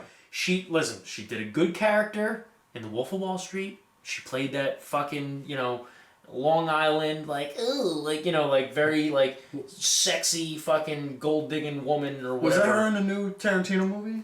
Once Upon a Time in California? I didn't watch that yet. Once Upon a Time in Hollywood. And I'm pretty sure that she is in that. Yes, so she plays Sharon Tate. Does she? I don't know. Gorgeous, yeah. I didn't watch it. And she does a fucking incredible job in that movie. I didn't watch it yet, so I can't attribute any performance to that. She does a great job playing that. Like, she really But let me tell you something right now. Margot Robbie was very good in The Wolf of Wall Street. I will admit that. It was a great movie overall. Overall, it was an incredible film. Incredible. Fact of the matter is, she gets naked, and it's probably my favorite part of the movie. And I love every single second of that. I don't know, dude. That Lamborghini fucking scene was... That was pretty good, really too. Fucking good. That was good, too. It's all whacked out on Quaaludes. That was actually really good, too. That was awesome. But it's one of those things where someone did good in one thing, so they start flooding every movie with them. Okay? And I feel like they started doing that with her. It's fucking pissing me off, because I feel like she's playing the same character in every movie. Then, the Suicide Squad thing with her as Harley Quinn. I will admit, is she fucking hot as hell? Oh, yeah. Did she look awesome? Absolutely. I feel like she played a decent Harley Quinn, no? To me, she overdid it to the point where it pissed me off. Really? And it was so bad. Yeah. Like, it was... Because listen, Harley Quinn originated in the cartoons, from what I remember. I was just going to say. She wasn't in the comic no one will books. ever do as good as she did in the cartoon. The Harley Quinn in the cartoons. The girl who voiced her in the cartoons voiced her pretty much in every animated thing, and my favorite games of all time, the whole Arkham series. Have you ever seen what she looks like? No. She looks like Harley Quinn. She's like fucking smoking hot blonde. Really? I almost why didn't you just cast her? Yeah. She would have fit. It would have been perfect. Everything about it would have been perfect. I don't know why. You know why? I do know why. Because Margot Robbie has a big name. Yeah, it's a draw. Yes. Yeah, of course. And that's what pissed me off. I'm like, I feel like the other chick would have played it a lot better. Yeah. Okay? I mean, and then again, like, I fucking sat to that I, Tonya movie. That Tonya Harding. Oh, really? Oh, God, that was painful. I didn't watch that. I have no interest. How that movie won, like, 13 awards is beyond me. I can't with that shit, dude. Wow. When movies win... That movie fucking sucked. Really? Right? The movie sucked. It was terrible. I'm sure it was. Why did she even have a fucking movie about her? I don't know. She was guilty! I know. She was fucking guilty. The whole movie painted her as a victim. And I'm like, she was 100% fucking guilty. 100%. They painted her as the victim. She didn't know. Who was the other skater that she fucking... was it Nicole something? Or no? Kerrigan something, I Nancy think? Kerrigan. Nancy Kerrigan, yeah. Nancy fucking Kerrigan. Dude, that movie... That bitch with a tire on her. That movie sucked. And the best part is, she made me watch it. She was like, oh, let me finish this. And I'm like, oh, how much time is left? It was like, oh, 1 hour and 15 minutes. I'm like, you just started it! Yeah. I sit through this whole movie, and I was like, that was terrible. She goes, yeah, I know, I watched it already. I'm like, what? I'm like, you made me watch this already? Kick her out, dude. Leave her now. I was pissed. I was like, you know what? I'm pissed, dude. I'm gonna go out there and fucking backhand her. I wanted to strangle her. I bet she needs a schmack. Well, as payback, she needs a little schmack. Should I get the last word? That's right. Sometimes you want to get the last word. But sometimes it's not good enough. Most incredible interview ever. Dude. I love that he came back and did an interview with Barbara Walters, but like 10 years later, and was just like, my opinion has not changed. Well, that's the... Because she was like, what? When she brought it up, in that way, like, oh, I'm going to get this motherfucker. Yeah. And he's just like, well, you brought it up as, you believe that it's okay to smack, smack women. He's just like, no, my opinion hasn't changed. Yeah, my opinion has not changed. She was like, really? What? She was like, oh my God. Can you explain? Yeah, can you explain? Well, sometimes, they want to get the last word, and you give them the last word, and that's not good enough. Yeah. He said something along like only when it's like merited or something. Only when it's merited. Yeah. She goes, well, when is it merited? Yeah. He's like, oh well. Well, let me explain. Oh my God. He didn't give a fucking shit. The crazy part is he explained himself, and I'm sitting there like, yeah, I think he's got a fucking point. I think he's got a fucking point. This guy's got a point. Listen, he never straight up said. Fuck Walt Disney. We better have froze this motherfucker. I hope he's frozen so we could bring him back. Dude, he's like 98 now or some shit. He's alive? Yeah, he's alive. No. Connery is alive, and he's so Are you old. sure? He is alive, he's old as fuck, and I'm sure he's still fucking tagging ass left and right. Sean Connery's alive. 100%. See, we need a Jamie here. Be like, hey, Jamie, pull that up. Is Sean Connery alive? I'm gonna fucking... Dude, I'm willing to bet Sean Connery is dead. He's not fucking dead. He's not dead. I'm telling you right now. I'm actually going to bring this up. Dude, I'm telling... this is the Mandela effect. This is the Mandela effect. Live in action. I'm telling you. He's 89. Is a retired Scottish actor. He's 89. He's still alive. Whoa. Still alive. Mandela effect. Nelson Mandela effect right now, dude. I'm telling you, I was in a timeline. You that thought motherfucker was dead. 100%. Yes! I'm trying to think who I could be mistaking him for. I don't know, some other old... Burt Reynolds. He's alive too! Get the fuck out of here! Yes! What is wrong with you? Are you sure? Yes! One of those motherfuckers who was like one of the sexiest men alive at their time. Burt Reynolds was an American actor. Oh Booyah! my God! Now I'm upset. Oh, wow. Yeah, bitch. I remember that because he was Smokey the Bandit, bro. Oh. Dead. D-E-D. Dead. Oh, that sucks. Yeah, man. I knew one of those fuckers. How did he die? I don't know. Fucking. You're just old. Drowned in fucking pussy juice. 82. Yeah, Burt Reynolds. Oh, dead. Man, 82. 82, bro. Heart he looked attack. fucked up, dude. He was fucked up at the end. I think he had shame. like cancer and shit like that, and that's a shame. Pussy cancer. He died at 82. This guy's 89. He's still alive. Still smacking bitches. Still smacking. But alright, he's still alive. I thought he was dead for sure. Yeah, no, he's still alive. He should be the next fucking James Bond. Again, bring him back. I would watch it. Bring him back. 100%. Smack the fucking Black 007. Have him come in just to do that. I'd be like, this is all wrong. This is all wrong. This is totally merited. Oh, start smacking everybody. It'd be incredible. Dude, number one at the box office. If he comes in at the very last scene of the movie and just smacks the black woman 007. Smacks M Who's remember the old lady who plays M, the head of the whole thing? No idea. No. You don't remember Judi Dench? No. Goldeneye. I haven't watched a lot of those movies, dude. You've seen Goldeneye, right? With Pierce Brosnan. Yes. That's the greatest Bond ever. But I think only the first one I saw. Just Goldeneye. Yeah. Yeah, that's it. Right. Yeah. That's all you have to see. The Nintendo 64 game as well. Yes. Yeah, of course, dude. Greatest Bond movie ever. Yeah. By far. For sure. So. I can't say that because I haven't watched all the Bond movies. You don't have I've to. only seen. Just listen to me. Trust me. It's the best Bond movie ever. Dude with the fucking the teeth. Jaws. Was that his name, Jaws? Yeah, that movie fucking sucked, dude. Yeah, I saw that one. All the ones with Roger Moore, dude, they were like fucking comical. But again, I mean, look when they were filmed, man. They were made. They're old as shit. You know what I mean? But yeah, no, the GoldenEye is definitely the best. None movie. are better than Austin Powers, but that's fine. Which they're making the fourth one. Are they making another one? Mm-hmm. Now I'm excited.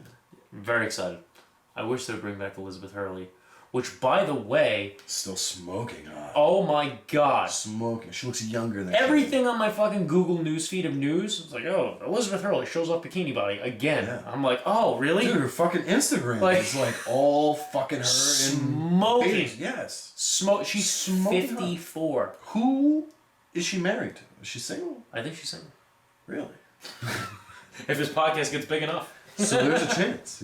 So you're saying there's a chance. You're telling me there's a chance.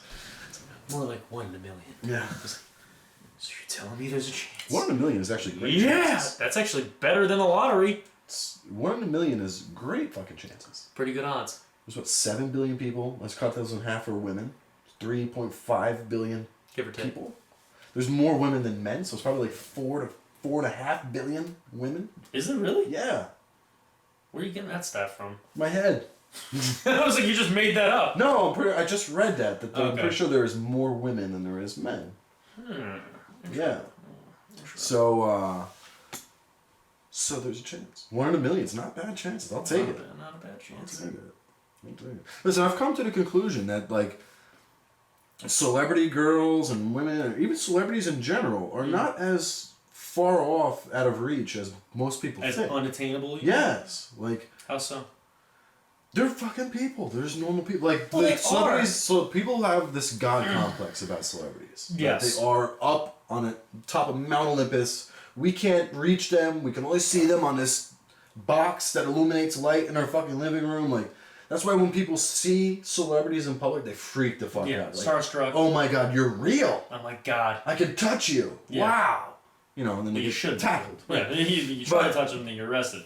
But I think the ability to actually meet, possibly befriend, or date a celebrity is much easier than I think most people think. I'm going to put it to the test. Hey man, listen, I wish you the best of luck.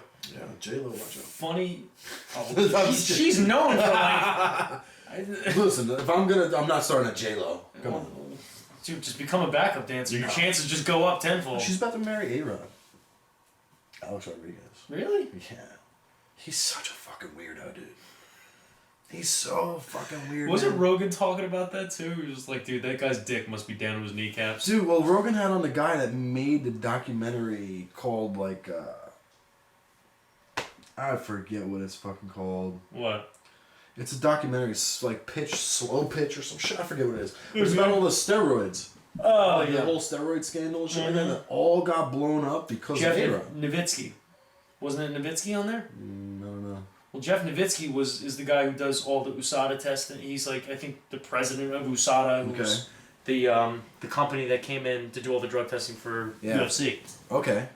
Was it Nowitzki? It may have been, may not have been. But it got all blown out because the guy that was supplying all those guys with the steroids and they were getting off, A-Rod owed that guy like $4,000 and refused to fucking pay him. He was like, fuck that guy. And the guy was like, $4,000, that's it? Between like $4,000 and $10,000. Dude, he probably wipes his asshole with that money in a week. For sure. Dude, he's like the highest paid baseball player ever. Or one of them. And for a long time, he had the highest contract in baseball. Which was? Hundreds of millions of dollars, dude. Like, sick fucking money. Makes me sick. Mainly because I hate baseball, and, but... Yeah, crazy money. And refused to pay that guy. Refused. So the guy was like, alright. I'll just ruin your entire life. I'll show you.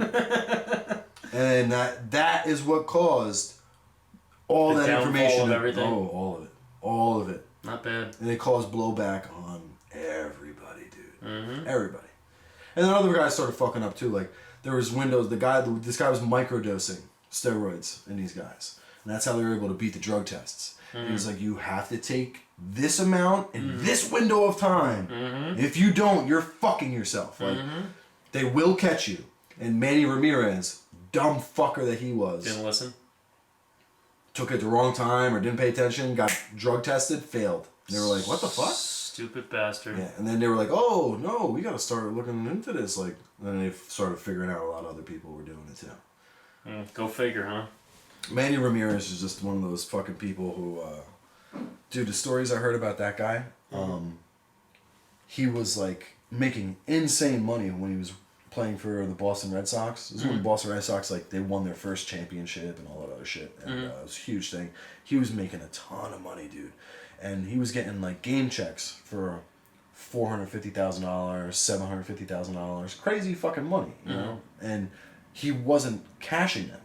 Like, the one guy I remember at this interview, he was like, yeah, I went to Manny's fucking apartment, his condo or whatever. He has, like, 3 checks sitting on a desk. All 6-figure checks. Just sitting there. And he's like, what are you doing? Like, what's going on? He's like, oh, yeah. He's like, those are fucking this and that. And he's like, you gotta fucking deposit those. Like, you can't just let those fucking sit. That's real money. Like, put that in your fucking bank. Yeah. He would buy fucking cars. Like, buy a Ferrari. Like, let's say he was playing in Boston, playing for Boston. They'd go play somewhere in Texas. Yeah. This motherfucker would land in Texas. Buy a car. Buy a Ferrari. Leave it in the parking lot at the airport. Never go back for it. Ever. Just totally abandon it. $400,000 car. There was nothing. And people wonder how my business actually exists. Yeah. With me getting titles for vehicles. But then he would do it all the fucking time. All the time, dude. Blowing millions of dollars because he never had it before. You know, he didn't know what he thought it was just gonna come forever. And now I think Manny Ramirez I think he like plays in Japan or some shit like that for nothing. And, well, then he got caught with the steroids and that fucked up. Probably fucked up everything too. Oh yeah. Well, you know what? And actually, since obviously we're going to be wrapping up soon, bring me to my next point of MMA. Steroids and MMA. Oh, God. Which brings me, obviously you think of that, obviously the first person you think of is John Jones. Unfortunately. Doesn't matter. Greatest fighter ever. Greatest of all time. No ifs or buts. Whether he did it or not, I don't care. Steroids don't make you the greatest ever. No. I don't give a fuck who you are. No. I don't, yeah. I think even if he fought fucking Lesnar, when Lesnar was roided out of his mind at heavyweight, he'd still beat the fucking shit out of him. I don't care. The only person right now, the only person that I think, now the big size difference, but in terms of fighting ability, the only person I think that could really fight John Jones and give him a fucking scare is Stylebender. You really think so, huh? Because I think Stylebender's a smaller John Jones. Yes, but again, this is where that thing comes in of the size does matter. Oh, size definitely matters. And that's why I said it's a big difference. Yeah. John Jones would win that fight only because he's so much bigger. Yes and no. And I remember I was listening to Chael Sonnen about this too. That whole thing between Israel Adesanya and John Jones of I have no idea what Israel walks around at weight wise. Right. Jones walks around about 235. Yeah. That's fucking big. It's big, dude. That's fucking big, dude. 6'4", right? 6'4", about 235. And dude, you see his brothers. When you're that skinny and you're 235, dude. You see his brothers? Yeah, they're fucking football players. Yeah, like they're fucking freaks. His whole family is. So, dude, his one brother's a defensive end, and I'm pretty sure his other brother's a lineman. Huge. Monsters. Yes. All of them. Yeah. And with John, I don't believe that Israel would stand a chance. And here's why. A couple of reasons. One, the size thing. But if you take the size thing out, is Israel probably a more technical striker than John? Yes. Yeah. But the fact of the matter is that when you have wrestling, well, it's you can dictate where the fight goes. Stylebender's a kickboxer, right? Yes. So that's what it all comes down to. If you put them together in a kickboxing match, took out wrestling, jiu-jitsu, everything like that, it would be extremely interesting. But then the size factor does come into play again, and I don't know how that would work. Yeah. The guy's proven that he does have power, even though he's skinny. Okay, 100%. He knocked out fucking Robert Whittaker, which is not easy to do because Yoel Romero didn't do it, and he is a fucking another freak of nature. Freak. So, but if you actually put him in the octagon against John just has to take him down, and he will take him down, and he will beat the living shit out of him. Absolutely. Listen, I think that the fight is going to happen eventually. It probably will. Probably happen at light heavyweight eventually. If Israel's going to end up going up because he's going to want to do Most that. likely. They've been talking so much shit to each other. It's going to happen. But as far as light heavyweight division goes right now, you didn't see the fights this past weekend. I did not. Okay. Well, I don't know if you saw or heard about the highlights. No, I didn't watch any of it. Well, exactly what I said was going to happen happened. Okay. And I've been saying this shit for years that Chris Weidman is completely fucking overrated. Yeah. I've been saying that I forever. did say that. He got demolished by Dominic Reyes. Really? Dominic Reyes, I've been watching his last 4 fights. Fucking kid is really good. He's like 28, 29. He's a fucking beast. Okay. He's like 6'3". He's got a body type just like John Jones. He's lanky, and the dude has got fucking hands. He knocked out Weidman in the first goddamn round, and he landed a fucking left cross. Was it a left cross? He was moving back? Yeah. He hit him with a left cross, okay? Mm-hmm. It was so perfect how he hit this dude in the jaw. Really? Like, it was... And Weidman tried to shoot on him, prevented the takedown, okay? Like, no problem. He fought the takedown very easily. Yeah. When they broke away, he just straight up was like, oh, I'm going to knock this guy out.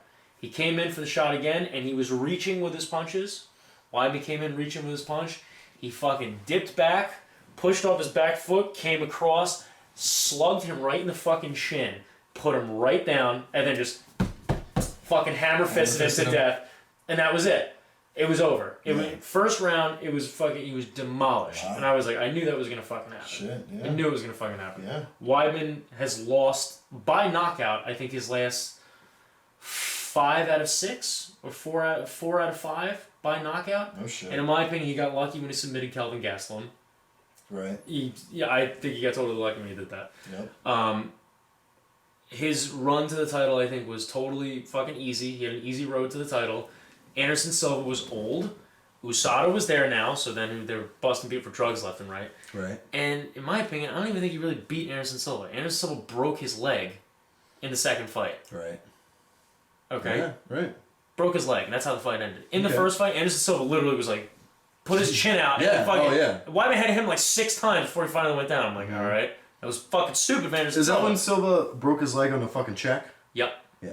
No. Didn't even realize it was broken until he stepped on it. Oh god, that was so bad. Went to step, put all his weight step back and on the back. Oh, it was so disgusting. Yeah. The thing that really pissed me off is Oh! Weidman was running around the octagon cheering. Didn't even fucking check on him. I was like, you know what? that. I don't like this fucking guy, dude.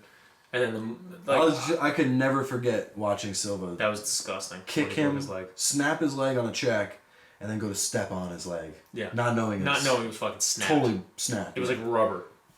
It gross. was disgusting. So how he came back from that, I have no idea. he never really did. No, he's not the You know same what I mean? Silva. Yeah, he never really Still. did. But how he ever even fought again after that is beyond me. Wow. How do you throw a kick without being terrified? Like, my leg is How don't they snapped. amputate your fucking leg after that, dude? Like, ugh. You tried to step on it. Oh. You put all your weight on a snapped tib fib.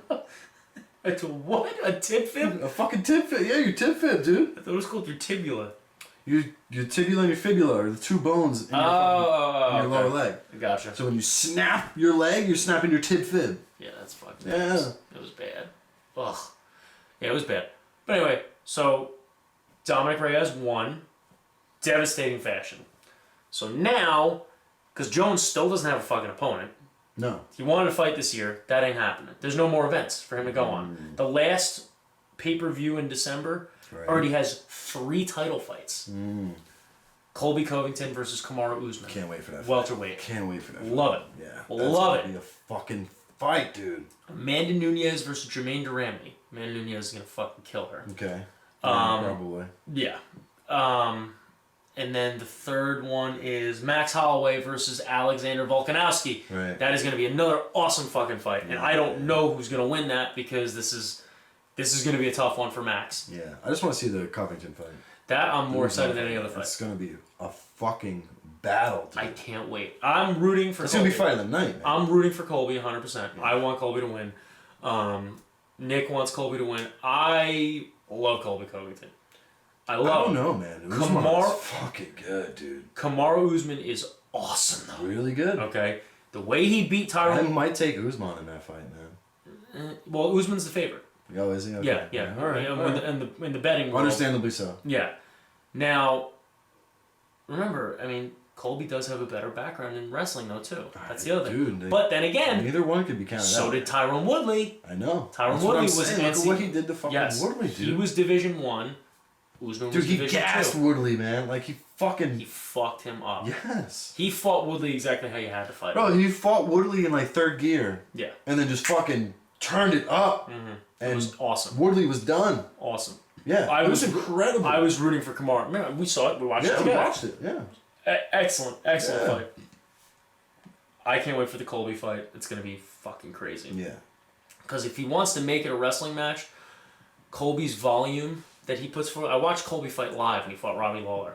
Broke the record for most significant strikes thrown. I think it was like fucking over 500. It was incredible, yeah. What? Yeah. 500? Yeah, That's didn't insane. Stop. He didn't fucking stop. I saw it live in Newark. Yeah, it was awesome. Yeah. I can't wait for that. That's going on. But as I was saying before, Jones doesn't have a card to fight on this year, so it's going to have to probably be in January. He doesn't have an opponent. He has no one. The only person now that stands out from the bunch, I said after that fight, was Dominic Reyes. The two guys that are in front of Dominic in the rankings, John already beat. Right. John beat them both already. Right. I think it might be, he may have moved up.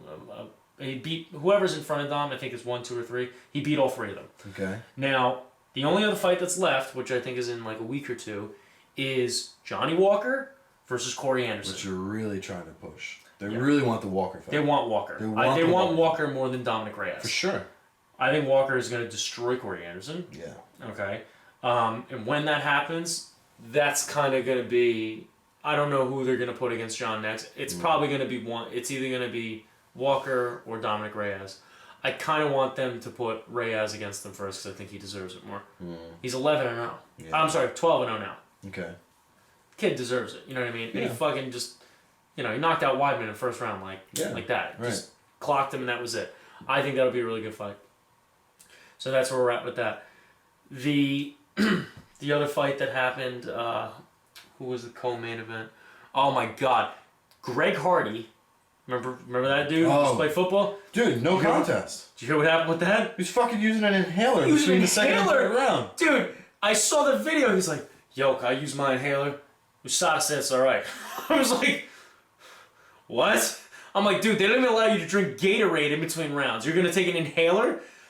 Daniel Cormier was like, what the fuck was that? He was like, yo, you can't do that. Yeah, he's like, it's like, are they going to disqualify him? What's about to happen? I was pissed. I had my money on the other guy. Yeah. They hit him with a no contest. That should have been a DQ and he should have fucking lost. Because if he didn't take that inhaler, he wouldn't have been able to get up off the stool and Ben Sassoli would have won that fucking fight. And I would have won my bet. Right. That's bullshit. That shouldn't have been a no contest. It should have been a DQ and he should have lost. Yeah. That pissed me off. That was bullshit. He said it was okayed by the commission or some shit like that. It was okayed by USADA for him to use it during training. And then fucking, Din Thomas, his trainer, told him it was alright. Like, oh yeah, you can use it. In between rounds. Like, right, because he asked, granted, is it his fault? Yeah. He did ask, and someone just said, like, yeah, go ahead. But again, bro, you can't even drink Gatorade. A lot of controversy around that guy, man. Every fight, there's something now. Like, I mean, come on. Granted, is he a beast? He's a fucking monster. Yeah. He's got power. I want to see him go up against like a Francis Ngannou and see how well that holds up. Is he like 5-2, I think, or something like that? 5-1 or something? Some shit like that. Well, now he's 5-1 and 1 no contest. Right. Yeah. But yeah, and he's, I'm not going to lie. Dude, I fucking saw, I don't know, I didn't look into it, but I saw somebody post something. Is Conor McGregor fighting Frankie Edgar? That's such crap. It's bullshit, isn't it? Bullshit. Why would McGregor want to fight Frankie Edgar? Frankie Edgar's done. He's done. I love Frankie. And let me tell you something. Hometown hero, bro. Oh, hey. Tom's River, represent. I've never liked Conor McGregor.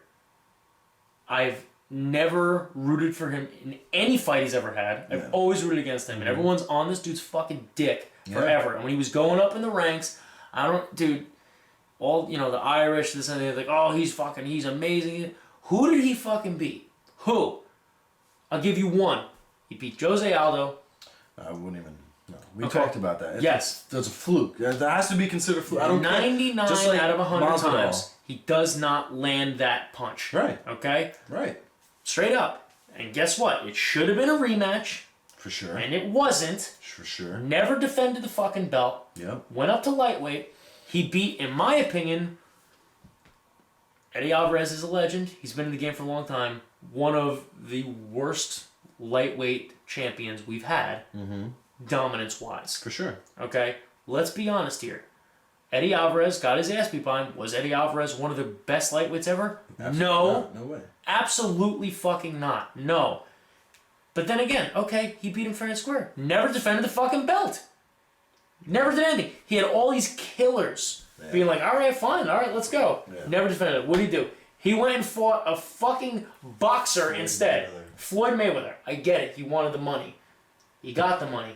He should have fucking came back, and he should have fucking defended his belt or did something. Yeah. Khabib was eyeing that up and was like, I'm gonna kill this fucking guy. Has he fought a wrestler? No. He ducked Frankie Edgar the whole time in the featherweight division. He should have fucking fought Frankie. Chad Mendez almost beat Conor on 2 weeks' notice. Dude, I don't know, man. I think Conor's done as well. Yes. I don't see... He has no reason to fight in the UFC again. No. With all the bullshit that he has another fucking sexual harassment allegation or sexual assault allegation against him now. Another one just came out again. Another one. I never try to believe allegations with that guy. I can believe it though. Yeah, at this point, with all the bullshit he's doing, you never know. Dude, try to punch like a 60-year-old guy in a bar. Not try. He did. I saw the video. And the old man didn't even... It was Didn't flinch, dude. All right, whatever. Yeah. But like, what are you doing, dude? Why? Why are you doing that? And then now, he goes on Ariel Helwani's show, calls out like 30 fucking fighters, makes a million excuses as to why he lost to Khabib. You lost because you're not as good. You got destroyed on the feet and on the ground. I called. I'm very happy, very proud of that. Dude, Well, people actually thought Conor stood a chance. They're nuts. I'm like, well, if he hits him, dude. You can say that about anybody. Dude, not ever since, but since I saw Khabib fight Barboza. And I remember watch what he did. We were at Ale House when we watched that. Dude, to see a grown man who is a world-class fighter have the look of fear in his eyes like that, to where he's in this position with his legs crossed the whole time, looking around like, "What? Help me! Yeah, somebody! Fuck! What is happening to me right now? Why can't I get up? I can't move. And he's punching me in the face. And Barboza's no joke. No. He's a great, especially a wrestler. Jiu-jitsu, like he is a world-class wrestler, and Khabib made him look like he's never fought ever. Right. That's how bad he dominated him. Yes. It would look the same if I fought Khabib. It would be the same thing. Just probably end quicker, but yeah. That's it. But like that look, like you said, of just like what the fuck is happening? Yeah, amazement. And then as you're getting your ass beat, like how is this? What? This is a bear. I'm getting attacked by a bear. Conor did not stand a fucking chance against him. Not a chance in hell. And it was nice. And not that I'm a Conor hater, but with all the people saying, it was nice to see the same look in Conor's face. Yes. On the ground, like, I can't move. I can't do anything. I can do nothing. I'm done. Yes. I'm at his mercy. Like, whatever he wants me to do, I have to do right now. Yes. Like, he has complete control. Yeah. And the fucking thing that was crazy is were you there to watch the Dustin Poirier fight as well? I think so. You were there. You were with me. So, yeah. Yes. I remember watching him. Yes. Oh yes. With that fight. Oh my God. Yes. Dustin clipped him somewhat.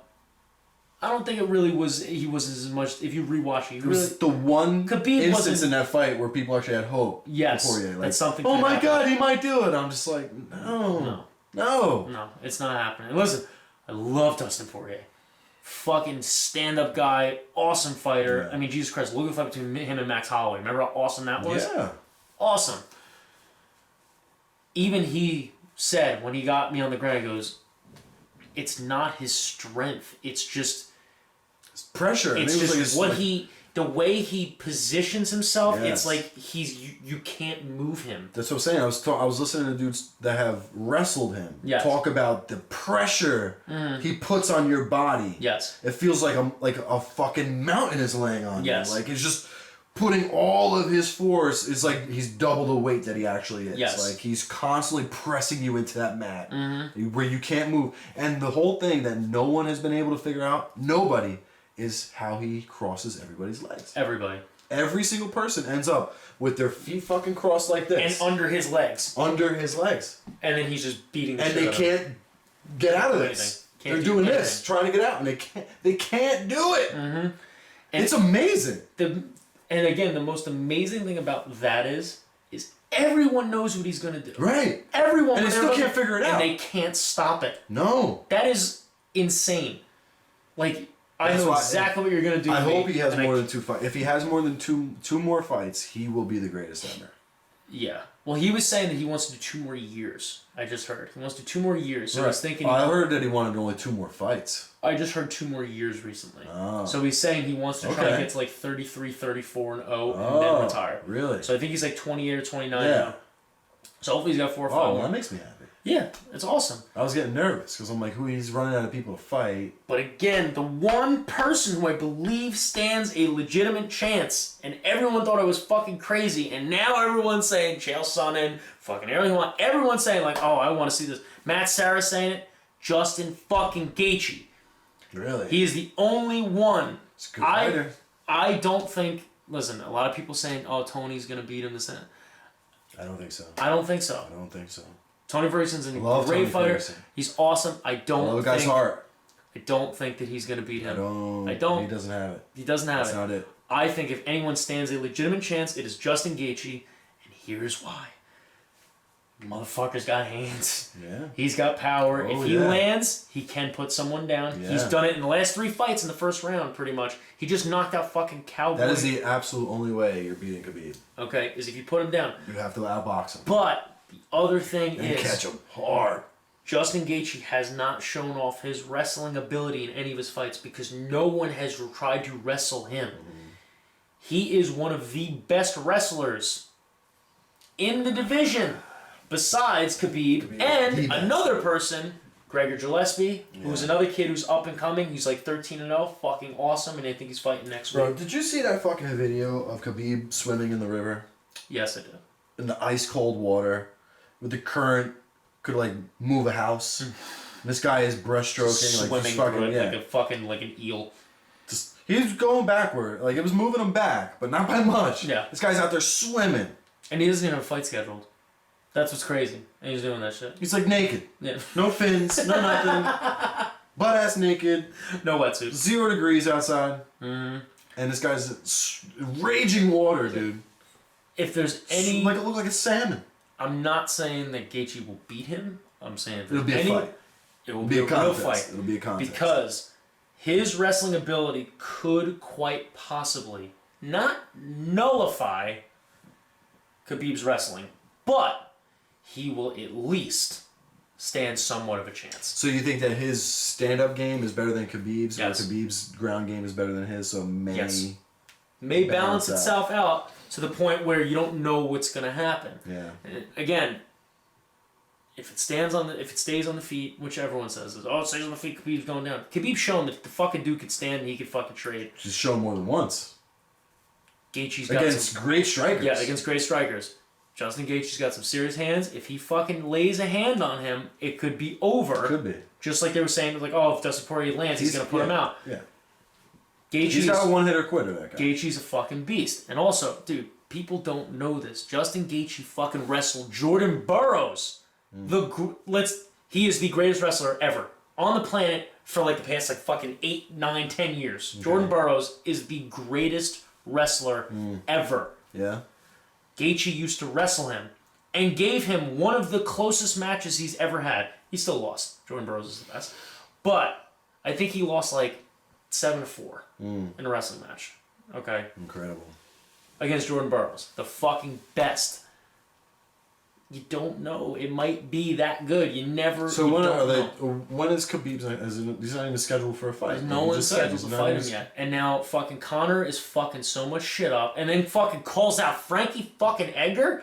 So he did call out Edgar. Oh yeah, and then Edgar obviously accepted. Why wouldn't he? Oh, so that is legit. Oh yeah. That's just not a bullshit article. That's what I was asking. No, and then Dana White was just like, no, no. No. He literally was like, no. And then that's when fucking Dana literally was like, Dana said, Conor's not the man anymore. Conor doesn't hold the cards. Listen, and then neither is Conor fucking came- Frankie, dude. No. And neither is fucking Frankie. Like, But your you know time what? is done. The game has evolved past you, dude. If And Frankie, I love you. Frankie moves Hometown down, hero. if Frankie moves down another weight class, I think he'll do better than he was doing. Because again, he was outsized again. Yeah. His size is a big fucking deal, Sure. man. Yeah, he's a small guy. Holloway was so much fucking Dude, when bigger. I saw Frankie Edgar in person for the first time, I was like, oh shit, what's up, bro? Like, oh, how you doing Again, over there, man? I Hey, mean, little dude, guy? With rubbing his head and I shit. think Like, hey, champ. What did he wrestle at? 130, 135 Something or something like like that? that, Like that's what he wrestled Small. at. He's very similar to the size he was in fucking high school. Yeah, small. If he moves down a weight class, I think he'll do very, very well. He was supposed to fight Aljamain Sterling, but Aljamain Sterling got hurt. Right. They're supposed to move down and fight him. Yeah. I would love to see that. And then McGregor called out 80 people, and then he was like, oh yeah, I'll fight Frankie. They're like, you're going to fight a guy who's coming off a loss, who's like almost 40? Like, can you be more of a fucking coward when you have 80 killers in the lightweight division that have been begging to kill you? True Conor form. Bro. Yes. Yeah. You know what I mean? You can't. Justin Gaethje has been calling him out like crazy. Like, dude, like, somehow you're in the rankings, which makes no sense. So, all right, fight me. Yeah. We're right there. Yeah. You know what I mean? Like, come on, fight me, and then whoever wins can fight Khabib. He won't even answer him because he knows he'll get killed. Yeah. Well, I'm very anxious to see how it unfolds. I'm very anxious to see Khabib fucking fight again. Yeah. Well, I'm looking forward. Not the. I don't know if there's no fights. There is this weekend. This weekend, okay. Main event. I'm just waiting for that November 4th fight. November 2nd. Is it the 2nd? Jorge Masvidal versus Nate Diaz. Yes. Incredible. That's what I can't wait for, and I'm sure we will be here to talk about it. Yes. Next week we have a card coming up. Damian Maia versus Ben Askren. So we'll be able to nice. talk. That's coming out. Very That's coming cool. up this weekend. So we'll Awesome. talk about that on the next podcast. Nice. But until then, we'll be back with even more shit. I'm sure, right? Most likely. More movies, TV shows, social media, you name it. And again, anybody watching, like, subscribe. More importantly to me, comment. We want to hear what you got to say. Yeah, we want to Let hear us what you know. got to say. Yeah. Any kind of criticism is good criticism for this part. So like, comment, subscribe, tell your friends, tell your mother that I'm single, and we'll be here, man. I think that's a good spot to wrap for. This is officially episode 1 of Thicker Than Blood. Thicker Than Blood. So we appreciate having you, and fuck off till next time. Sweet.